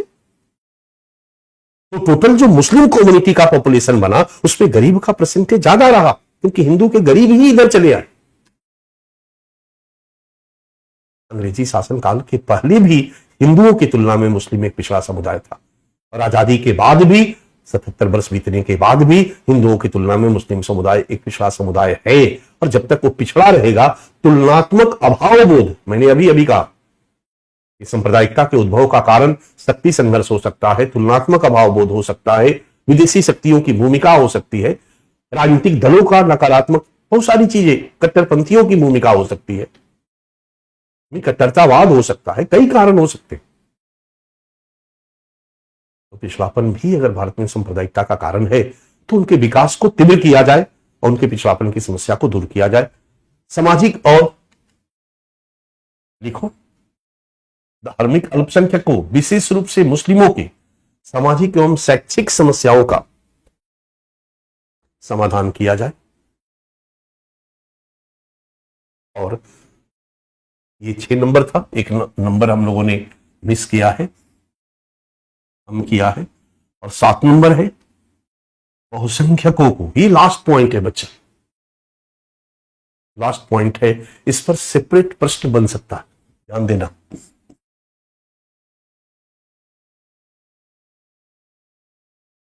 अल्पसंख्यकों का विकास से जोड़ के प्रश्न बन सकता है। इस पर अफवाहों पर, सोशल मीडिया पर जोड़ के प्रश्न बन सकता है, अलग अलग। इस पर प्रश्न नहीं बनेगा। मानसिकता रखने वाले पर प्रश्न नहीं बनेगा। सांस्कृतिक आदान प्रदान द्वारा, ठीक है, राष्ट्रवाद की भावना से जोड़ करके एक प्रश्न बन सकता है सांप्रदायिकता को, और यहां पर धर्मनिरपेक्षता से जोड़ करके तो बिल्कुल प्रश्न बनेगा, क्योंकि सेकुलरिज्म आपके सिलेबस में है, तो सेकुलरिज्म और कम्युनिज्म दोनों है, दोनों को इंटीग्रेट करके प्रश्न बनेगा। हिस्ट्री में नेशनलिज्म आपको पढ़ना है, नेशनलिज्म से कम्युनिज्म को जोड़ करके प्रश्न बनेगा, ध्यान रखना, इसलिए मैंने स्टार बना दिया।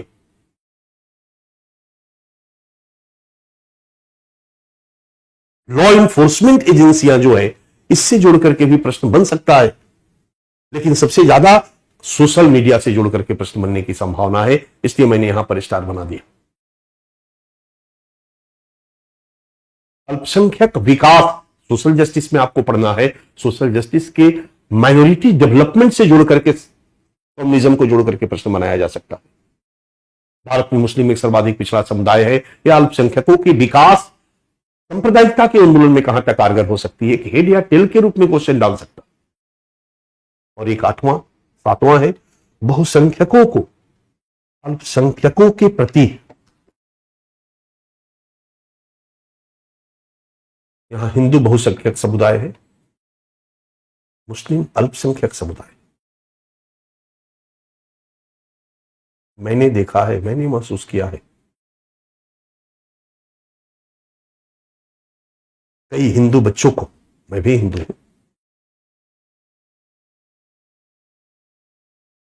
मैच वैच के समय गद्दार कहीं के जिस थाली में खाते थे उसी थाली में छेद करते, या कुछ इस तरह का कमेंट पास करते हो, एक नेगेटिव मुस्लिमों के प्रति सोच रखते हो। और सबसे आश्चर्य की बात है कि मुस्लिम कम्युनिटी के प्रति हमारे कुछ हिंदू बच्चे नकारात्मक सोच रखकर अपने को वो देशभक्त समझते हैं। हम देशभक्त हैं, हम राष्ट्रवादी हैं, वो ये नहीं समझ पाते हैं कि इस पर कमेंट करके उन्होंने देशद्रोह का काम किया। एक हिंदू अगर एक मुस्लिम पर कमेंट करता है तो ये देशद्रोह है। अब पूछोगे कैसे देशद्रोह है? अगर इस तरह से हिंदू कमेंट करते रहे तो जो मुस्लिम लोग, हिंदुओं में और मुस्लिमों में दोनों में कुछ गलत लोग हैं, कट्टरपंथी लोग हैं, जो अपने स्वार्थों को सिद्ध करने के लिए इस तरह की चीजों को हवा देते हैं, दोनों कम्युनिटी में, और दोनों में अच्छे लोग भी, दोनों कम्युनिटी में अच्छे लोग हैं। हमें किसी कम्युनिटी को कटघरे में नहीं खड़ा करना चाहिए, हमें व्यक्ति को कटघरे में खड़ा करना चाहिए। अगर कोई मुस्लिम गलत है वो गलत है, कोई हिंदू गलत है वो गलत है, सांप्रदायिकता को फैला रहा है वो गलत है। लेकिन जब हम किसी समूह को कटघरे में खड़ा करते और समूह के आधार पर किसी को हम किसी पर इल्जाम लगाते हैं, कमेंट करते हैं, हम उस व्यक्ति को हर्ट करते हैं। जैसे ही वो दुखी होता है हमारे व्यवहार से, वो अपने को राष्ट्रवादी समझना चाहता है, उसके अंदर एक द्वंद्व है, वो राष्ट्रवादी है, वो भारत से प्रेम करता है, लेकिन वो लोग उस पर विश्वास नहीं करते हैं। भारत के लोग उस पर विश्वास नहीं करते, भारत के लोग उस पर भरोसा नहीं करते, भारत के लोग उसे देशद्रोही मान रहे हैं। जब वो दुखी हो जाता है, जब वो खिन्न हो जाता है, तो हमारी भारत विरोधी शक्तियां तो ऑलरेडी खड़ी है, हमारे ऐसे ही युवाओं को बरगलाने के लिए खड़ी है, हमारे ऐसे ही युवाओं को भारत के विरुद्ध यूज करने के लिए खड़ी है। फटाक से वो आगे आती है और कहती है कि हम कहते थे ना भारत भारतीय भारतीय कर रहे हो, अरे हम लोग मुस्लिम हैं, जय इस्लाम, ये भारत कभी तुम्हारे अपने नहीं होंगे, ये हिंदू कभी तुम्हारे अपने नहीं होंगे, बांध लो बम, उड़ा डालो भारत को। एक बात बताओ कि हमने अगर किसी मुस्लिम पर इस तरह का कमेंट करके भारत के पक्ष में काम किया, भारत की एकता अखंडता के पक्ष में काम किया या विरोध में काम किया, हमने एक भारतीय को मुस्लिम बना दिया, हमने एक इंडियन को मुस्लिम बना दिया। वो पहले इंडियन था फिर मुस्लिम था, लेकिन हमने कहा तुम इंडियन नहीं हो, नहीं हो, नहीं हो, तुम मुस्लिम हो, मुस्लिम कहीं के, मुस्लिम हो, मुस्लिम कहीं के, कह के हमने इंडियन को मुस्लिम बना दिया, इंडियन को मुस्लिम बना दिया, इंडियन को मुस्लिम बना दिया। उनकी फौज बनती चली गई और विदेशी शक्तियां बहुत धड़ल्ले से उनको यूज कर रही है, हमारे खिलाफ उनको यूज कर रही है। आज भारत की सांप्रदायिकता की समस्या की सच्चाई यही है। आंतरिक सुरक्षा हम लोगों को पढ़ना है। मैंने वहां पर काफी चर्चा की कि किस तरीके से हमारे यहां के ही लोगों को टेररिज्म में यूज किया जाता है। हमने आपको रिपोर्ट का भी हवाला दिया था कि रिपोर्ट है इस्लामिक स्टेट का, भारत के गरीब मुस्लिमों को टारगेट किया जाए, बांग्लादेशी मुस्लिमों को टारगेट किया जाए जो भारत में रह रहे हैं, वो आसानी से उनको हम यूज कर सकते हैं, उनको फंडिंग किया जाए। तो एक सजेशन हमारा रहेगा कि जो बहुसंख्यक समुदाय है, हिंदू बहुसंख्यक है, हिंदू अभिभावक है, गार्जियन है, उसको गार्जियन की भूमिका निभानी चाहिए। घर का बच्चा अगर बिगड़ जाता है तो कहीं ना कहीं गार्जियन के गार्जियनशिप में दोष होता है। बच्चा बहुसंख्यकों को अल्पसंख्यकों के प्रति उत्तरदायित्वपूर्ण भूमिका निर्वहन हेतु प्रेरित किया जाए।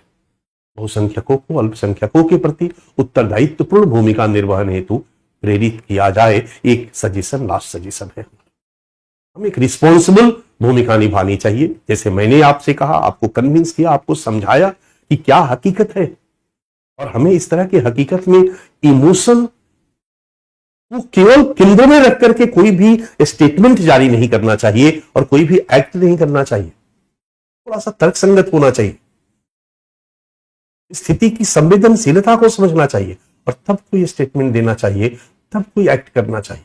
मैंने अभी अभी आपको एग्जांपल दिया कि 20-25 लड़के मर गए हैं,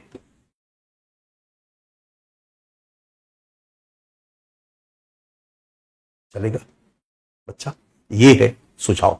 चूंकि मैं कम्युनिज्म पे ज्यादा आपको समय लिया, ज्यादा मैंने आपको इस पर बहुत सारे डायमेंशन पे चर्चा की, इसलिए चर्चा की क्योंकि ये आपका कोर टॉपिक है और इससे काफी डेप्थ में सवाल पूछे जाएंगे। सेकुलरिज्म पे डेप्थ में सवाल रहेंगे, कम्युनिज्म पे डेप्थ में सवाल रहेंगे। ये कुछ संभावित प्रश्नों को हम लोग लिखते हैं बच्चा। पहला,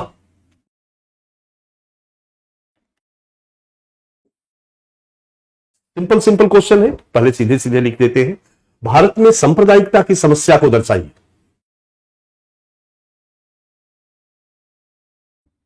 फुल स्टॉप।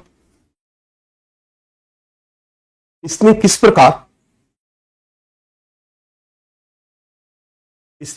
प्रकार सामाजिक सौहार्दता को कमजोर किया है, स्पष्ट कीजिए।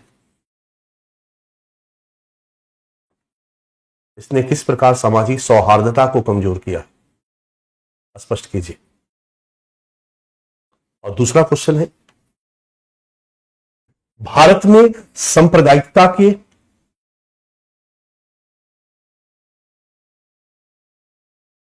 धर्मनिरपेक्षता विरोधी रूपों की चर्चा कीजिए।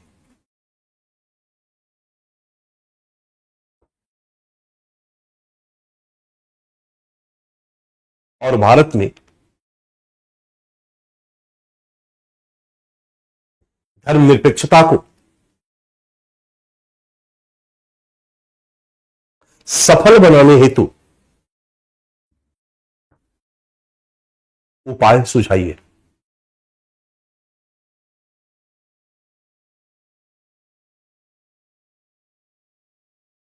सफल बनाने हेतु उपाय सुझाइए। दो क्वेश्चन आपके सामने है, अभी अभी हमने लिख पाया।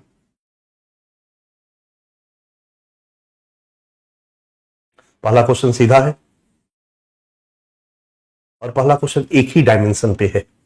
हमारे पास डायमेंशन है भारत में सांप्रदायिकता का अर्थ, धार्मिकता सांप्रदायिकता से अंतर, भारत में सांप्रदायिकता का स्वरूप, भारत में सांप्रदायिकता के दुष्परिणाम, भारत में सांप्रदायिकता के कारण, भारत में सांप्रदायिकता उन्मूलन हेतु किए गए प्रयास और भारत में सांप्रदायिकता उन्मूलन के लिए सुझाव। इतने डायमेंशन मैंने अलग अलग पॉइंट में आपको समझा दिया। ये दुष्परिणाम से जुड़ा हुआ प्रश्न है। भारत में सांप्रदायिकता के दुष्परिणाम, दुष्परिणाम मतलब समस्या, और क्वेश्चन यही है, भारत में सांप्रदायिकता की समस्या को दर्शाइए। यहां पर हम दुष्परिणामों की चर्चा करते हैं और उसमें एक टिल लगा है क्वेश्चन में बच्चा। टिल देखो क्या लगा है, उसमें से समस्या में से या दुष्परिणाम में से एक दुष्परिणाम को अलग से फोकस कर दिया। इसने किस प्रकार सामाजिक सौहार्दता को कमजोर किया है, सामुदायिक सौहार्दता को कमजोर किया। और जब सांप्रदायिकता का दुष्परिणाम लिख रहे थे तो हम लोगों ने एक लिखा था कि इसने दो धार्मिक समुदायों के मध्य संघर्ष को जन्म देकर सामुदायिक सौहार्दता को कमजोर किया। दुष्परिणामों में से एक दुष्परिणाम था। हम पूरा दुष्परिणाम लिखेंगे और इस एक दुष्परिणाम पर फोकस्ड हो जाएंगे, डिटेल लिखेंगे। क्लियर? सांप्रदायिकता का दुष्परिणाम लिखेंगे और एक दुष्परिणाम जो हमारे क्वेश्चन के सेकंड पार्ट में है, इस पर फोकस्ड होकर हम डिटेल लिखेंगे। डन?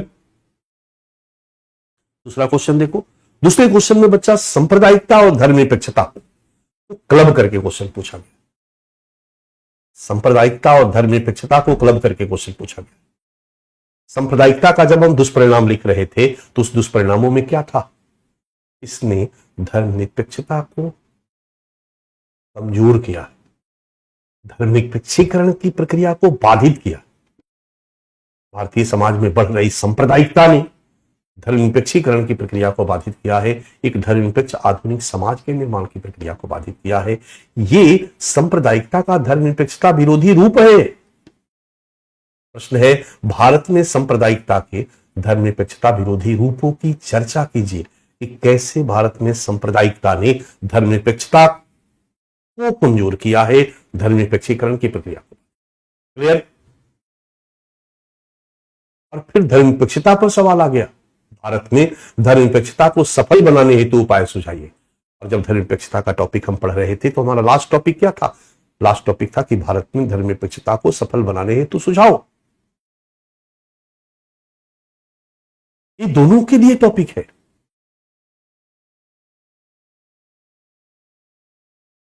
वहां पर हम पढ़े हैं भारत में धर्मनिरपेक्षता की चुनौतियां, और चुनौतियां में एक चुनौती दी है सांप्रदायिकता। सांप्रदायिकता भारत में धर्मनिरपेक्षता की चुनौतियां हैं। सांप्रदायिकता ने भारत में धर्मनिरपेक्षता को बाधित किया है। सांप्रदायिकता ने भारत में धर्मनिरपेक्षीकरण की प्रक्रिया को बाधित किया है। भारत में सांप्रदायिकता के धर्मनिरपेक्षता विरोधी रूपों की चर्चा कीजिए और भारत में धर्मनिरपेक्षता को सफल बनाने हेतु उपाय सुझाइए। आ गया ना एक क्वेश्चन धर्मनिरपेक्षता का, एक सेकुलरिज्म का क्वेश्चन बन गया। ऐसे क्वेश्चन है। तीसरा क्वेश्चन आप लिखिए। मैंने जहां जहां स्टार बनाया है ना बच्चा, वहां से मेन क्वेश्चन फोकस कर देता हूं और एक क्वेश्चन ग्लोबलाइजेशन से भी जोड़ करके मैं दे देता हूं।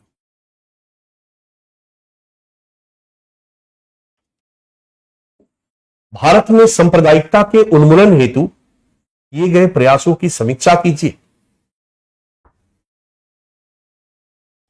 भारत में सांप्रदायिकता के उन्मूलन हेतु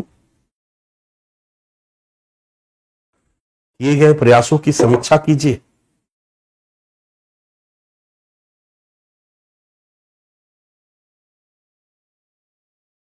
और इस दिशा में उपयुक्त सुझाव दीजिए।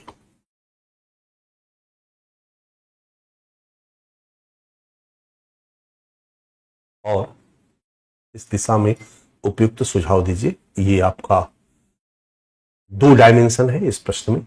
एक धर्मनिरपेक्षता के उन्मूलन हेतु किए गए प्रयास हम लोग कर चुके हैं, और फिर सुझाव वो भी हम लोग कर चुके हैं। सीधे सीधे क्वेश्चन है, कहीं इसमें बहुत ज्यादा दिमाग नहीं लगाना। चौथा क्वेश्चन, क्वेश्चन नंबर 4। भारत में सांप्रदायिकता के उद्भव एवं विकास हेतु, उद्भव एवं विकास में वैश्वीकरण की भूमिका पर चर्चा कीजिए। वैश्वीकरण की भूमिका, ग्लोबलाइजेशन से जोड़कर मैंने एक प्रश्न बना दिया। वैश्वीकरण का भारतीय समाज पर प्रभाव, कहीं भी पूछेगा बच्चा, ध्यान रखना। भारत में सांप्रदायिकता के उद्भव और विकास में वैश्वीकरण की भूमिका पर चर्चा कीजिए कि कैसे वैश्वीकरण की भूमिका, वैश्वीकरण ने भारतीय अर्थव्यवस्था का पूंजीवादीकरण किया। और पूंजीवादीकरण में क्या हुआ? विषमता बढ़ी, अमीर और अमीर हुए, गरीब और गरीब हुए। वैश्वीकरण में ढेर सारी वस्तुओं का उत्पादन करके, बेचने के लिए ढेर सारा विज्ञापन करके लोगों की महत्वाकांक्षा को बढ़ाया, सापेक्षिक वंचन को बढ़ाया, तुलनात्मक अभावबोध को बढ़ाया, रिलेटिव डिप्राइवेशन को बढ़ाया।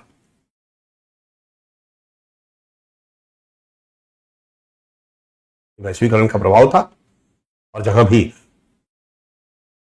रिलेटिव डिप्राइवेशन होता है वहां सामुदायिक तनाव भी हो जाता है, क्योंकि जिसके पास नहीं है और जिसके पास है के प्रति वो ईर्ष्या का भाव रखने लगते हैं, द्वेष का भाव रखने लगते हैं, घृणा का भाव रखते हैं। क्योंकि अल्पसंख्यक एक कमजोर तबका था, वैश्वीकरण का प्रभाव माइनॉरिटी क्लास पे निगेटिव पड़ा, ये सीमांत पे थे, इनका और ज्यादा सीमांतीकरण हुआ, मार्जिनलाइजेशन हुआ, अमीर और अमीर होते चले गए। अमीर हिंदू समुदाय से थे, हिंदू समुदाय को ज्यादा लाभ मिला। बड़ा क्लियर है बच्चा, इसने इनमें तुलनात्मक अभावबोध को जन्म दिया। वैश्वीकरण ने पहचान के संकट को उत्पन्न किया, लोगों में अपने एथनिक सेंटर की तरफ केंद्रित होने के लिए प्रेरित किया। वैश्वीकरण ने निर्जातीयता को बढ़ाया, वैश्वीकरण ने धार्मिक निर्जातीयता को बढ़ाया। परिणामतः क्या हुआ? धर्म का फिर से प्रचलन में आगमन हुआ, धार्मिक पुनः प्रवर्तनवाद, धार्मिक कट्टरतावाद में वृद्धि हुई और धर्म फिर से प्रचलन में आ गया। धर्म के प्रति लोग कट्टर होने लगे,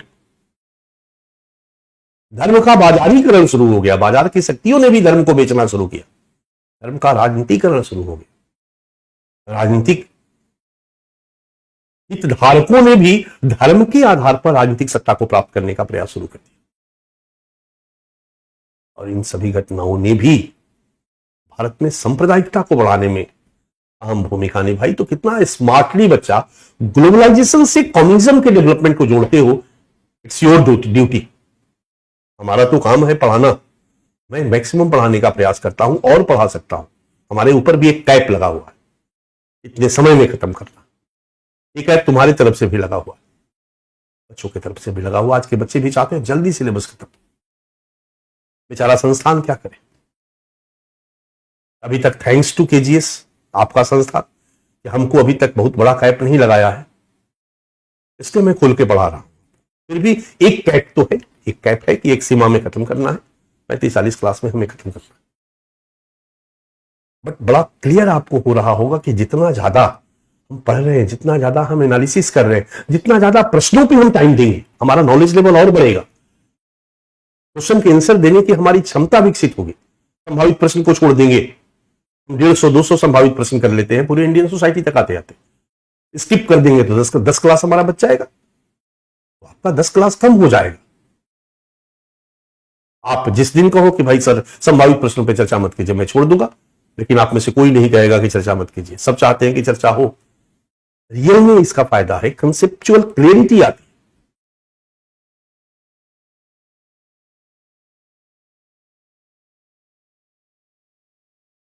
लास्ट में जब सिलेबस का प्रेशर होता है तो हमें थोड़ा जल्दी जल्दी करना पड़ता है, इसलिए हमने एक मध्य मार्ग अपनाया, पीडीएफ का जो कंसेप्ट है। ओके, तो भारत में सांप्रदायिकता के उद्भव और विकास हेतु वैश्वीकरण की भूमिका पर चर्चा कीजिए। कर सकते हैं हम लोग आराम से। वैश्वीकरण के कई डायमेंशन हैं और हर डायमेंशन को कम्युनिज्म के डेवलपमेंट से जोड़ सकते हैं। और एक पूछा गया प्रश्न जेएनयू वाला मैं लेकर आपके सामने आया हूं, मैं क्वेश्चन जरूर आपको लिखवा दूंगा, आप लिख लीजिएगा। कंसेप्ट पे प्रश्न है। यद्यपि सांप्रदायिकता धर्म से गहरे रूप से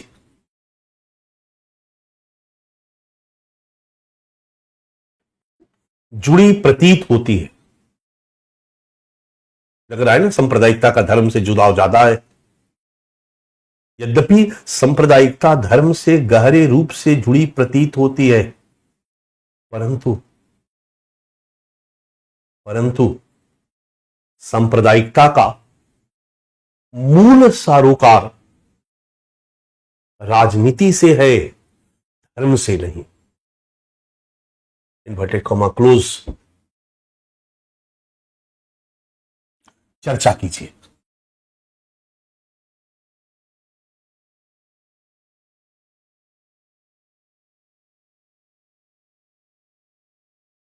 इसको कहते हैं माइंड ब्लोइंग क्वेश्चन।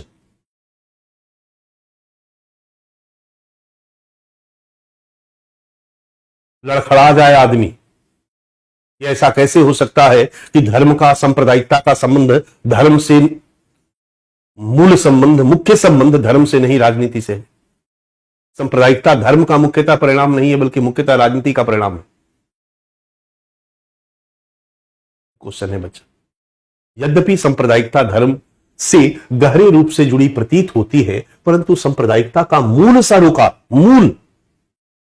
धर्म से है, लेकिन मूल सारोकार राजनीति से है, धर्म से नहीं। चर्चा कीजिए। सारोकार धर्म से तो है ही यार, लेकिन मूल सारोकार राजनीति से है, धर्म से नहीं। चर्चा कीजिए। ऐसा नहीं कहेंगे कि धर्म से इसका सारोकार नहीं है। अब मूल वाले शब्द पर अगर हम थोड़ा सा बिखर जाए ना, तो हमारा आंसर गलत हो जाएगा, फिर हम समझ नहीं बना पाएंगे। सारोकार धर्म से है, लेकिन मूल सारोकार राजनीति से, इसलिए इसको एक आधुनिक घटना माना। जहां सत्ता प्राप्ति के लिए राजनीतिक दल इस तरह की चीजों को भड़काते हैं ताकि वोट को मोबिलाइज कर सके। समाज में सांप्रदायिकता फैलेगी तो किसी विशेष धर्म के लोगों के वोट को अपने फेवर में मोबिलाइज कर सकती है पॉलिटिकल पार्टी। भारत में अंग्रेजों ने भी यही किया। 1907 में अंग्रेजों ने फूट डालो राज करो की नीति के तहत उनका भी जो इंटरेस्ट था वो पॉलिटिकल इंटरेस्ट ही था। आजादी के बाद भी इस तरह की घटनाएं घटित होती रही। तो लगभग एक धार्मिकता से भी प्रश्न मैं बना सकता था, लेकिन प्रश्न यूपीएससी ने पूछा है, इसलिए मैं बनाना उचित नहीं समझा। तो कुछ प्रश्नों को मैं यूपीएससी वाले प्रश्नों के साथ ही डिस्कस कर देता हूं। ठीक है, तो आपने लिख लिया होगा संभावित प्रश्न। अब एक हेडिंग डाल दीजिए, यूपीएससी द्वारा विगत वर्षों में पूछे गए प्रश्न। यहां पर पीडीएफ दे दीजिएगा बच्चा, क्योंकि पीडीएफ मैंने एक जगह दे दिया है आप लोगों को। ठीक है, लिखने की जरूरत नहीं है, बट दिमाग में समझना जरूरी है।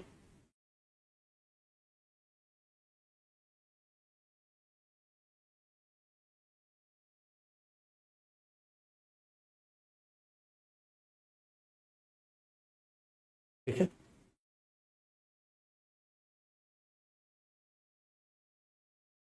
यूपीएससी द्वारा विगत वर्षों में पूछे गए प्रश्न। हम पहले शुरू से चलते, लेटेस्ट से नहीं। और बच्चा थोड़ा आगे निकल जाते हैं हम, लिखना नहीं है, मैं बस केवल आपको दिखा देता हूं। 2017 में यूपीएससी ने पहली बार सांप्रदायिकता पे प्रश्न पूछा। बाकी 2013-14 में हम लोगों ने देखा था, 14 में धर्मनिरपेक्षता पे प्रश्न था। पर सेकुलरिज्म और कम्युनिज्म में से किसी न किसी से प्रत्येक वर्ष प्रश्न है।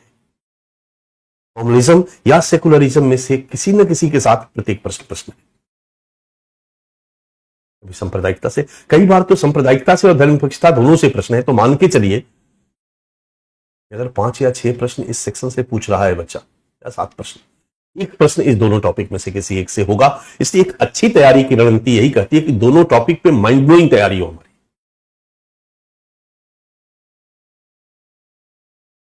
मतलब अगर प्रश्न पूछ देना तो आंसर ऐसा लिखे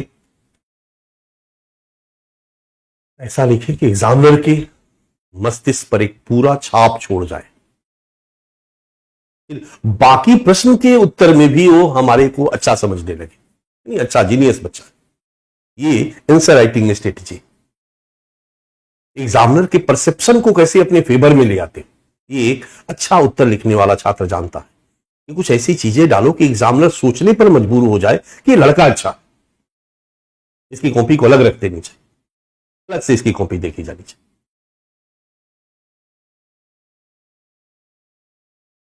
जीनियस है, आईएएस बनने लायक है। चलिए 2017 के प्रश्न को हम लोग देखते हैं। आपके सामने है स्क्रीन पर। क्वेश्चन है, स्वतंत्र भारत में, देखिए हमने इतने डायमेंशन पे चर्चा किया, बट यूपीएससी का हर सवाल डीएम की तरह होता है। डीएम समझते हो? इस तरह से आपके जिले का सबसे बड़ा बॉस डीएम होता है और एसपी होता है। उस तरह से यूपीएससी का प्रत्येक सवाल डीएम की तरह होता है, आईएएस की तरह होता है। एक आध आईपीएस और आईआरएस की तरह भी होते हैं। कुछ प्रश्न एलाइड सर्विसेज की तरह भी होते हैं। मेरे भाव को समझना, ठीक है? तो यूपीएससी के प्रत्येक प्रश्न बच्चा गंभीर होता है। देखिए आपके सामने है।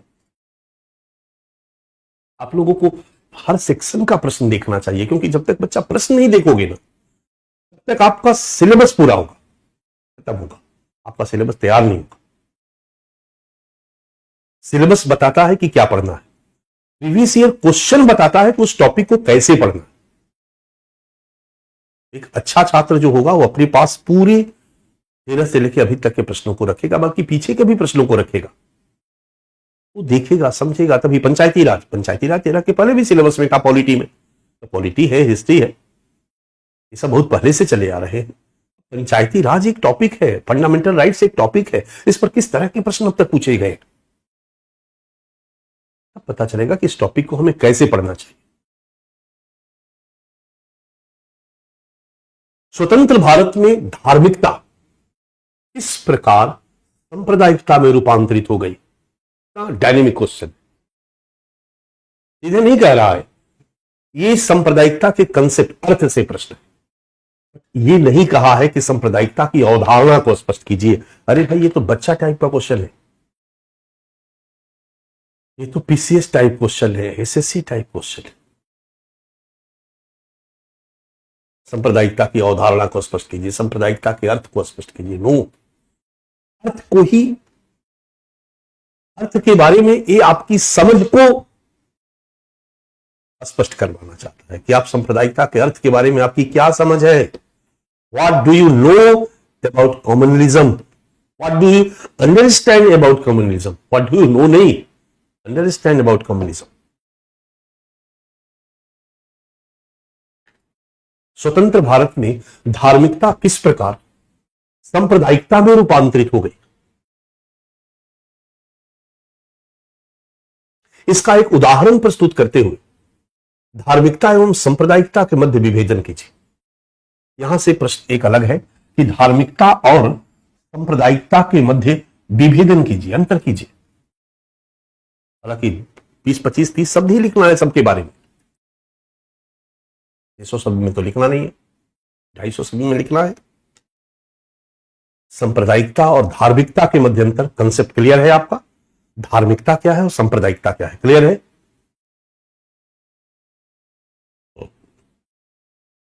और उसके पहले वाला बड़ा क्वेश्चन है कि स्वतंत्र भारत में धार्मिकता किस प्रकार सांप्रदायिकता में रूपांतरित हो गई। उदाहरण के साथ बताइए, कैसे आजादी के बाद जो धार्मिकता थी वो कम्युनिज्म के रूप में कन्वर्ट हो गई। हम सब अपने अपने धार्मिक मान्यताओं के साथ लगाव रखते थे, पालन करते थे। आजादी के बाद इसका इतना राजनीतिकरण हुआ, आ गया ना मामला, कि हम दूसरे धर्म वालों के प्रति घृणा और द्वेष का भाव रखने लगे। हम निगेटिव हो गए, हम निगेटिव हो गए।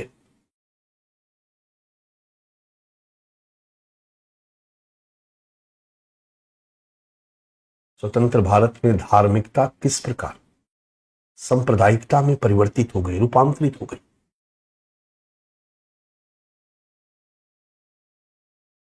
अब इस प्रश्न का आंसर देते समय बच्चा हम उलट देंगे। बेहतर प्रेजेंटेशन का तरीका यही होगा कि सांप्रदायिकता क्या है, धार्मिकता क्या है, दोनों में अंतर क्या है, हम लास्ट वाले पार्ट को शुरू में देंगे और यहीं से हमारा इंट्रोडक्शन होगा।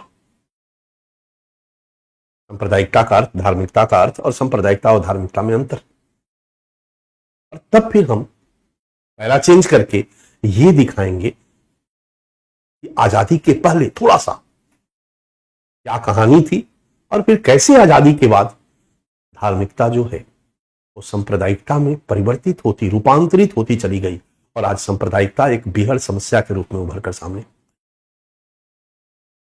क्लियर है? तो प्रश्न गंभीर है, गैरू गैरू प्रश्न बच्चा नहीं है, बड़ा क्लियर है। चलिए, 17 के बाद 18 में भी प्रश्न पूछा गया और मेरे ख्याल से सेकुलरिज्म से भी 18 में प्रश्न। 18, अब 18 वाला प्रश्न देखो। डायमेंशन तो मैंने खींच लिया, लेकिन हर डायमेंशन के हर पॉइंट पर फोकस्ड होकर प्रश्न है। आप पॉइंट पर सीधे सीधे नहीं, आपकी समझ को एग्जामिन कर रहा।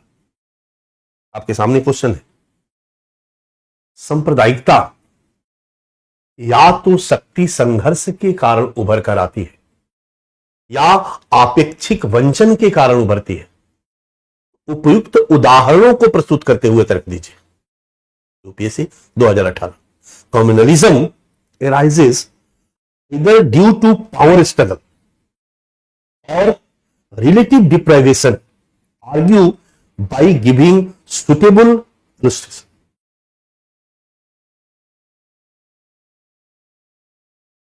कम्युनिज्म मुख्यतः आधुनिक घटना है, भारत में मुख्यतः राजनीति के परिणाम के रूप में उभर कर सामने आई है। हम लोग जानते भी हैं कि इसका संबंध राजनीति से अधिक रहा है। ये राजनीति का ही परिणाम है। और राजनीति में क्या है? राजनीति है क्या? राजनीति एक प्रकार का पावर स्ट्रगल है। राजनीति एक प्रकार का पावर स्ट्रगल है। राजनीति एक प्रकार का शक्ति पाने का संघर्ष है, जहां कई राजनीतिक दल राजनीतिक शक्ति को प्राप्त करने के लिए संघर्ष करते हैं। और डेमोक्रेसी में, क्योंकि इस राजनीतिक शक्ति संघर्ष में शक्ति को प्राप्त करने में मत, वोट इंपॉर्टेंट हो जाता है, इसलिए सांप्रदायिकता का प्रयोग करके इन दलों के द्वारा वोट को अपने फेवर में मोबिलाइज करने का प्रयास किया जाता है। या यू कैन से कि वोट को अपने फेवर में मोबिलाइज करने के लिए सांप्रदायिकता को जन्म दिया जाता है। इस तरीके से हम दिखाएंगे कि कैसे पावर स्ट्रगल से इंडिया में कम्युनिज्म का उभार। ठीक है, इंडिया का उदाहरण देंगे। प्रश्न देखो, कंसेप्ट है, प्रश्न कंसेप्ट है कि सांप्रदायिकता या तो शक्ति संघर्ष से के कारण उभर कर आती है, यानी इन जनरल कंसेप्ट है, या रिलेटिव डिप्राइवेशन के कारण उभर कर सामने आती है। उपयुक्त उदाहरणों को प्रस्तुत करते हुए तर्क दीजिए। इंडिया का एग्जाम्पल हम देते जाएंगे और इस कंसेप्ट को क्लियर करने का प्रयास करेंगे। तो पहला है कि पावर स्ट्रगल, पावर कॉन्फ्लिक्ट, और दूसरा है रिलेटिव डिप्राइवेशन। जब समाज में विषमता बढ़ती है, जब समाज का एक तबका आगे एक तबका पीछे हो जाता है, तुलनात्मक अभाव बोध होने लगता है। तुलनात्मक अभाव बोध करवाने का काम राजनीतिक दल करते हैं, सांप्रदायिक शक्तियां करती है।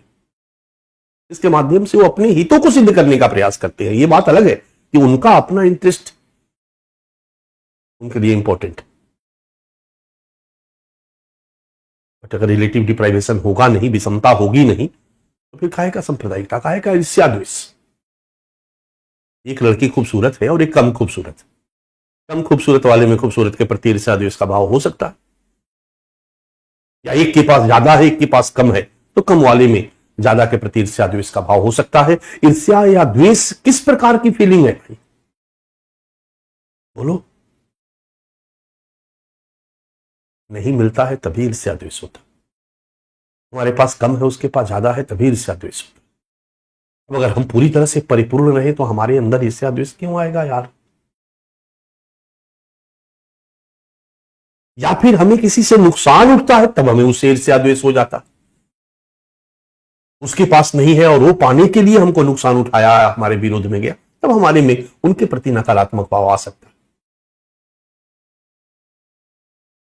1991 के बाद कैसे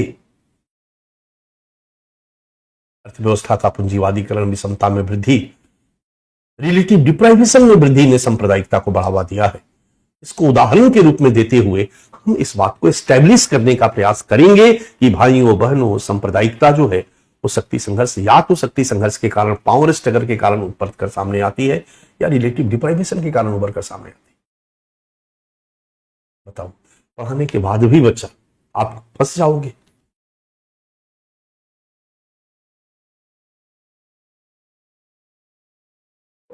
दिस इज यूपीएससी, सब कुछ आपके सामने। कहा जाता है कि जीएस पढ़ाइए, बच्चे को गलती से क्वेश्चन मत दिखाइए। बच्चे को क्वेश्चन दिखाने का मतलब होता है आ बैल मुझे मार। बच्चे को क्वेश्चन दिखाने का मतलब होता है बच्चा कहेगा अरे सर पढ़ा दिए, ये भी पढ़ाइए, ये भी पढ़ाइए, तो हमसे हो ही नहीं रहा है, वो बेचारा टेंशन में आ जाएगा। ये बिजनेस नीति कहती है, व्यवसायिक नीति कहती है। बट एथिक्स क्या कहता है कि जिन बच्चों को पढ़ा रहे हैं, जिस लक्ष्य को उन्हें पाना है, उस लक्ष्य के मार्ग की कठिनाइयां हम नहीं बताएंगे तो कौन बताएगा? हम टीचर हैं, हम जबरदस्ती जोर लगा के हई सा जबरदस्ती मोटिवेशन नहीं देना चाहिए, न मैं देना चाहता हूं। ठीक है कि अगर मोटिवेशन नहीं देंगे तो बच्चे डिमोटिवेट हो जाएंगे, मोटिवेशन भी जरूरी है, मोटिवेशन भी जरूरी है, तो मार्ग के अवरोधों की चर्चा भी जरूरी है, उनके बारे में भी हमें बताना चाहिए। हम अवगत नहीं कराएंगे तो आप इन अवरोधों के बारे में अवेयर कैसे होंगे? आप इन अवरोधों को दूर करने के लिए एफर्ट कैसे लगाएंगे? This is UPSC. चलिए 2023 का एक सवाल।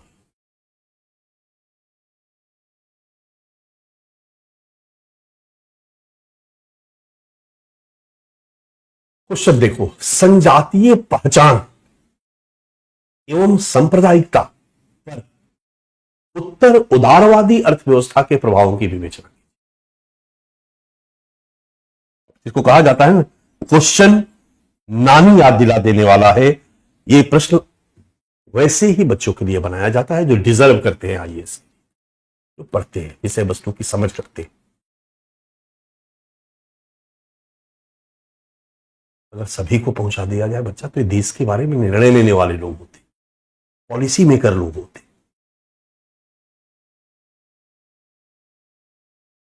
ऐसी जगहों पर तो सिंसियर लोग ही जाने चाहिए। इसी सोच के साथ प्रश्न बनाए जाते हैं और आपको इस प्रश्न के हिसाब से अपने को तैयार करना। अभी 2 प्रश्न हमने दिखाया, दोनों ऐसे नहीं था कि चलता फिरता प्रश्न था, एसएससी लेवल का प्रश्न था। ये भी डीएम टाइप प्रश्न। संजातीय पहचान एवं सांप्रदायिकता, एथनिक आइडेंटिटी, यहां संजातीय कहो, निर्जातीय कहो। निर्जातीय समूह का मतलब होता है बच्चा कोई सांस्कृतिक समूह। ये नया टर्मिनोलॉजी है आज के डेट में, ये फैशनेबल टर्मिनोलॉजी है, आजकल हर जगह यूज किया जा रहा है। किसी सांस्कृतिक समूह को ही निर्जातीय समूह पर मैं चर्चा कर चुका हूं कई बार। कोई भाषाई समूह, कोई धार्मिक समूह, जनजातीय समूह, सांस्कृतिक समूह, किसी को हम निर्जातीय समूह कहते हैं, आजकल कहने लगे। तो आप कहोगे कि सर क्या किसी भी धार्मिक समूह को तो फिर धार्मिक क्यों न कहें, आखिर क्यों उनको निर्जातीय कहें? एक धार्मिक समूह, एक भाषाई समूह निर्जातीय समूह तब कहलाता है जब उसमें वी फीलिंग और दे फीलिंग का भाव आ जाता है। हम हिंदू हैं और हम एक धार्मिक समूह हैं, लेकिन अगर हमारे अंदर हम हिंदू और बाकी लोग गैर हिंदू, ये भाव आ गया ना, तो समाज वैज्ञानिक कहते हैं कि हमें अब धार्मिक समूह न कहकर, स्पेसिफिक तो हम धार्मिक समूह ही, निर्जातीय समूह कहना ज्यादा उपयुक्त होगा। और जो हमारे अंदर ये भावना आई है ना, हिंदू वो मुस्लिम, इसी भावना के लिए निर्जातीयता शब्द यूज किया गया। निर्जातीयता, एथनिसिटी,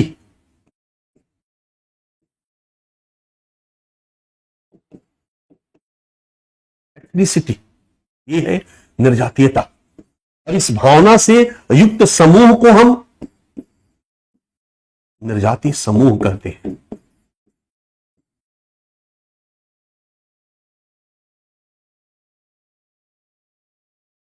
और इस आधार पर धार्मिक निर्जातीयता, मतलब धार्मिक आधार पर हम हिंदू बाकी सब गैर हिंदू, हम मुस्लिम बाकी सब गैर मुस्लिम, इस कॉल्ड यानी निर्जातीयता एक भावना है, फीलिंग है, वी फीलिंग और they feeling, we feeling they feeling, धर्म के आधार पर इसको धार्मिक निर्जातीयता।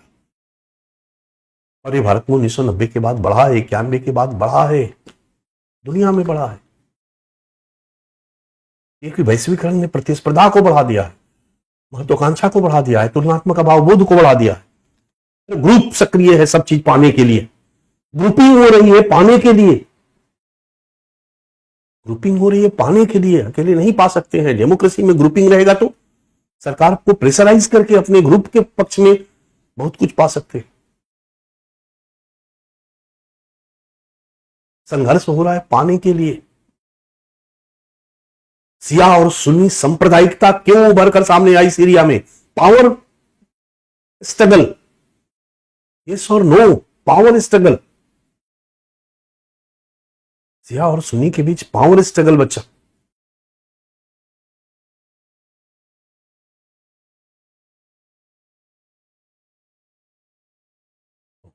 धार्मिक निर्जातीयता, भाषाई निर्जातीयता, हम गारो, तुम लोग खासी, गैर जनजातीय निर्जातीयता। क्लियर है? जनजातीय आधार पर वी फीलिंग दे फीलिंग, जनजातीय निर्जातीयता। ट्राइबल एथनिसिटी, धर्म के आधार पर we feeling they feeling. Religious ethnicity, भाषा के आधार पर वी फीलिंग दे फीलिंग। हम मराठी, बाकी सब गैर मराठी। मराठी आती है, मराठी में बोलेंगे हम, इसको भाषाई निर्जातीयता। समझ में आ रहा मेरी बात?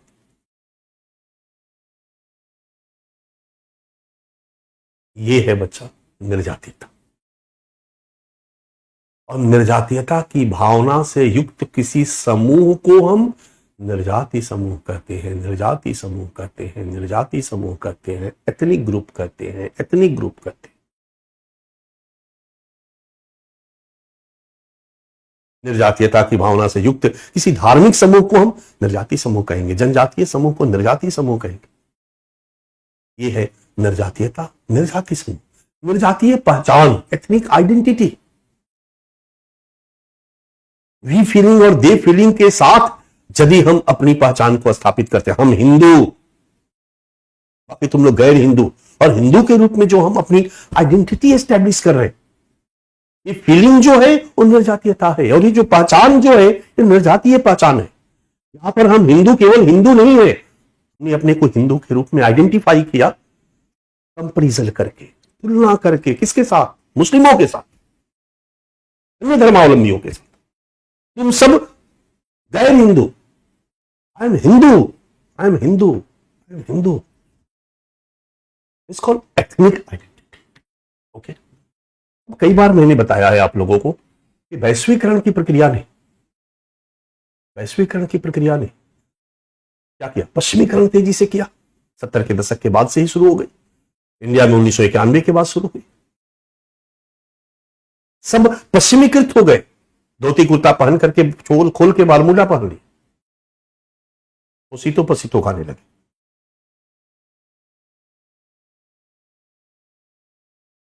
और अचानक आईना के सामने गए तो उन्हें याद आया हम हैं कौन। यही है पहचान का संकट। अगर कोई हिंदू गया आईना के सामने, पहचान का संकट, क्योंकि हिंदू धर्म के सारी मान्यताओं को छोड़ छाड़ करके वो तो बिल्कुल मॉडर्नाइज हो गया। पहचान का संकट। और फिर इस पहचान के संकट का समाधान उसने क्या निकाला? कई बार मैं बोल चुका हूं। वो फिर से अपनी पहचान को स्थापित करने में लग गया और फिर से अपनी परंपरागत मान्यताओं को अपनाने लगा, मान्यताओं को अपनाने लगा, क्योंकि परंपरा में हर मान्यता धर्म से जुड़ी हुई थी। धार्मिक निर्जातीयता में वृद्धि हुई। उसने धार्मिक आधार पर अपने को पहचान स्थापित करने का प्रयास किया। और जो ये धार्मिक निर्जातीयता और धार्मिक पहचान आया ना, हम हिंदू तो हम हिंदू, हम मुस्लिम, हम हिंदू वो मुस्लिम, हम हिंदू वो मुस्लिम, तो धार्मिक आधार पर निर्जातीय पहचान हम लोगों ने स्टैब्लिश किया। इसने सांप्रदायिकता को जन्म दिया,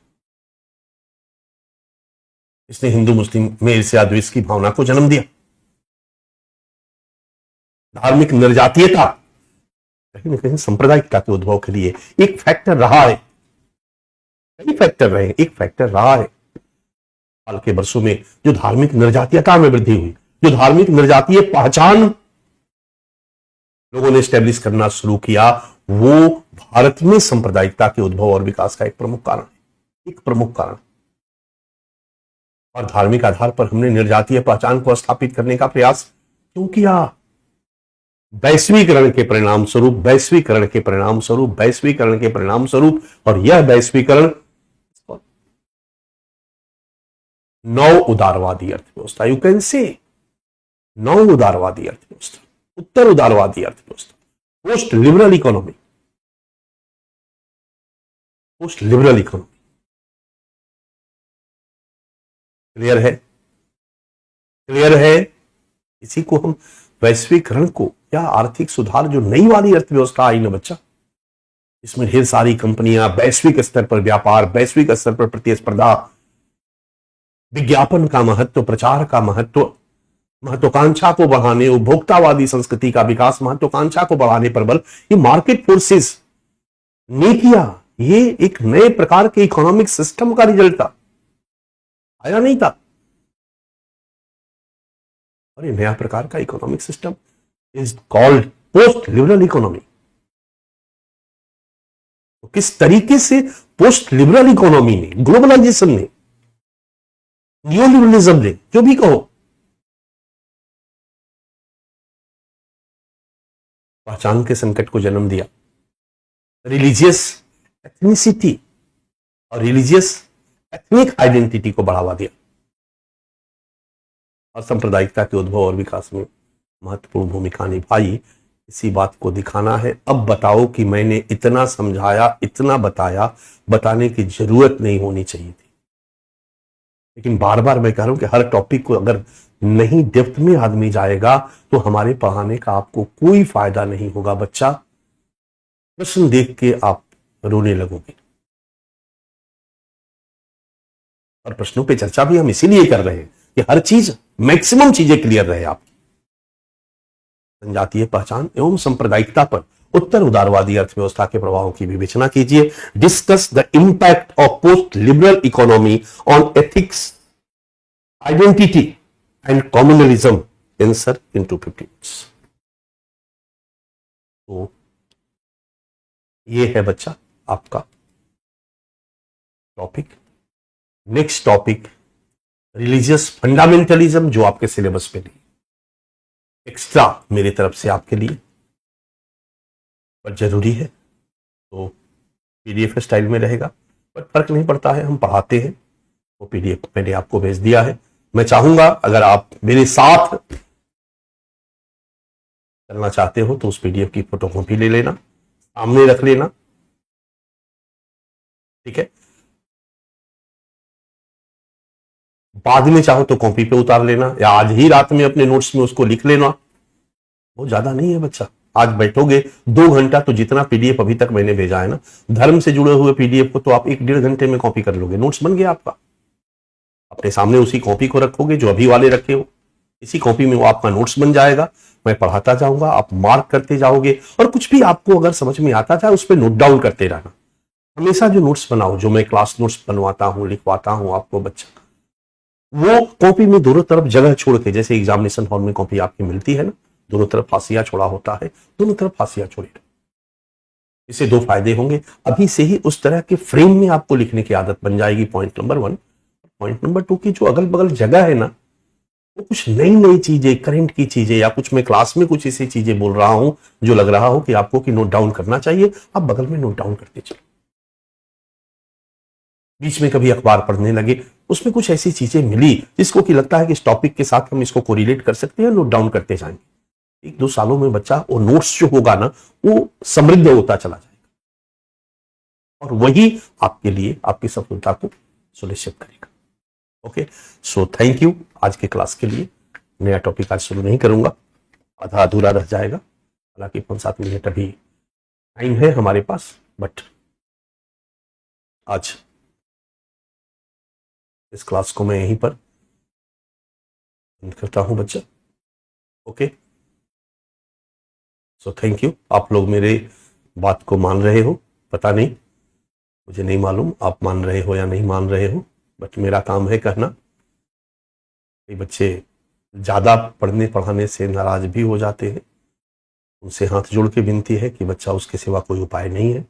हमारे क्लास में काफी सिंसियर बच्चे भी कुछ होंगे जो एमए वगैरह करके आए होंगे, उनकी नाराजगी हो जाती है कि सर जल्दी जल्दी कराइए, हम लोग तो ये सब जानते हैं। उनसे मेरा विनम्र निवेदन है कि बच्चा, आप ही के साथ एक बहुत बड़ा क्राउड बैठा है जो अभी बिल्कुल बिगिनर है, नया है, तो और जल्दी जल्दी करेंगे तो उनके लिए फिर कोचिंग पढ़ने का कोई मतलब नहीं रहेगा। तो उनके लिए आप थोड़ा सा कॉम्प्रोमाइज करिए मेरे साथ। 2-4 दिन अगर ज्यादा रह लेंगे तो आपका कोई बहुत बड़ा नुकसान नहीं होगा। मान के चलिए कि जो आप जानते हैं मेरे साथ रिवीजन हो रहा है, क्योंकि वो भी जानते हैं वो चीज आप पढ़ते, तो मैं अगर क्लास में बोल रहा हूं तो मेरे साथ आपका रिवीजन हो रहा है। तो बाकी जो बिगिनर्स है उन बच्चों के प्रति न्याय के लिए, जस्टिस के लिए आप थोड़ा सा कॉम्प्रोमाइज कीजिए, ठीक है। क्योंकि एक ऐसे डाइवर्सिटी वाले क्लास में जो यहां हमारे बच्चे अभी ग्रेजुएशन भी नहीं किए हैं, वो भी बहुत सारे बच्चे हैं, हमारे बहुत सारे बच्चे जो अभी एकदम बच्चे हैं, वो भी हैं। बहुत सारे बच्चे हमारे ग्रेजुएट हैं, बहुत सारे बच्चे हमारे पीजी कर चुके हैं, वो भी बच्चे क्लास कर रहे हैं। तो बहुत डाइवर्सिटी है, सबको एक साथ एक लेवल में लेके चलना बड़ा कठिन होता है। एक टीचर की समस्या मैं आपसे शेयर कर रहा हूं, कहीं ना कहीं किसी न किसी के साथ कॉम्प्रोमाइज करना होता है। या तो मैं एकदम ऊपर ऊपर की बातों को पढ़ा दूं, तो जो मास है, जो हमारे बच्चे हैं, जो नए हैं, बिगनर्स हैं, हम उनके साथ कॉम्प्रोमाइज कर लेंगे, जो उचित नहीं है। और एकदम बिगिनर्स को ही लेके चलूं तो फिर जो बच्चा पढ़ने आया है, जिसको यूपीएससी की पढ़ाई पढ़नी है, उनके साथ कॉम्प्रोमाइज हो जाएगा।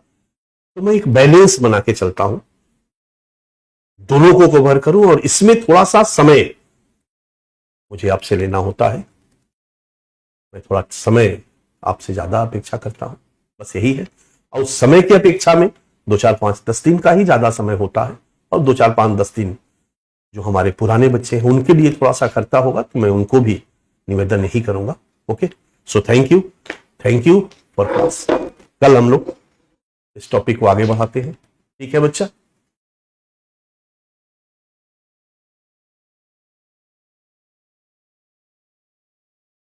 कल हम लोग मिलते हैं। Okay, thank you.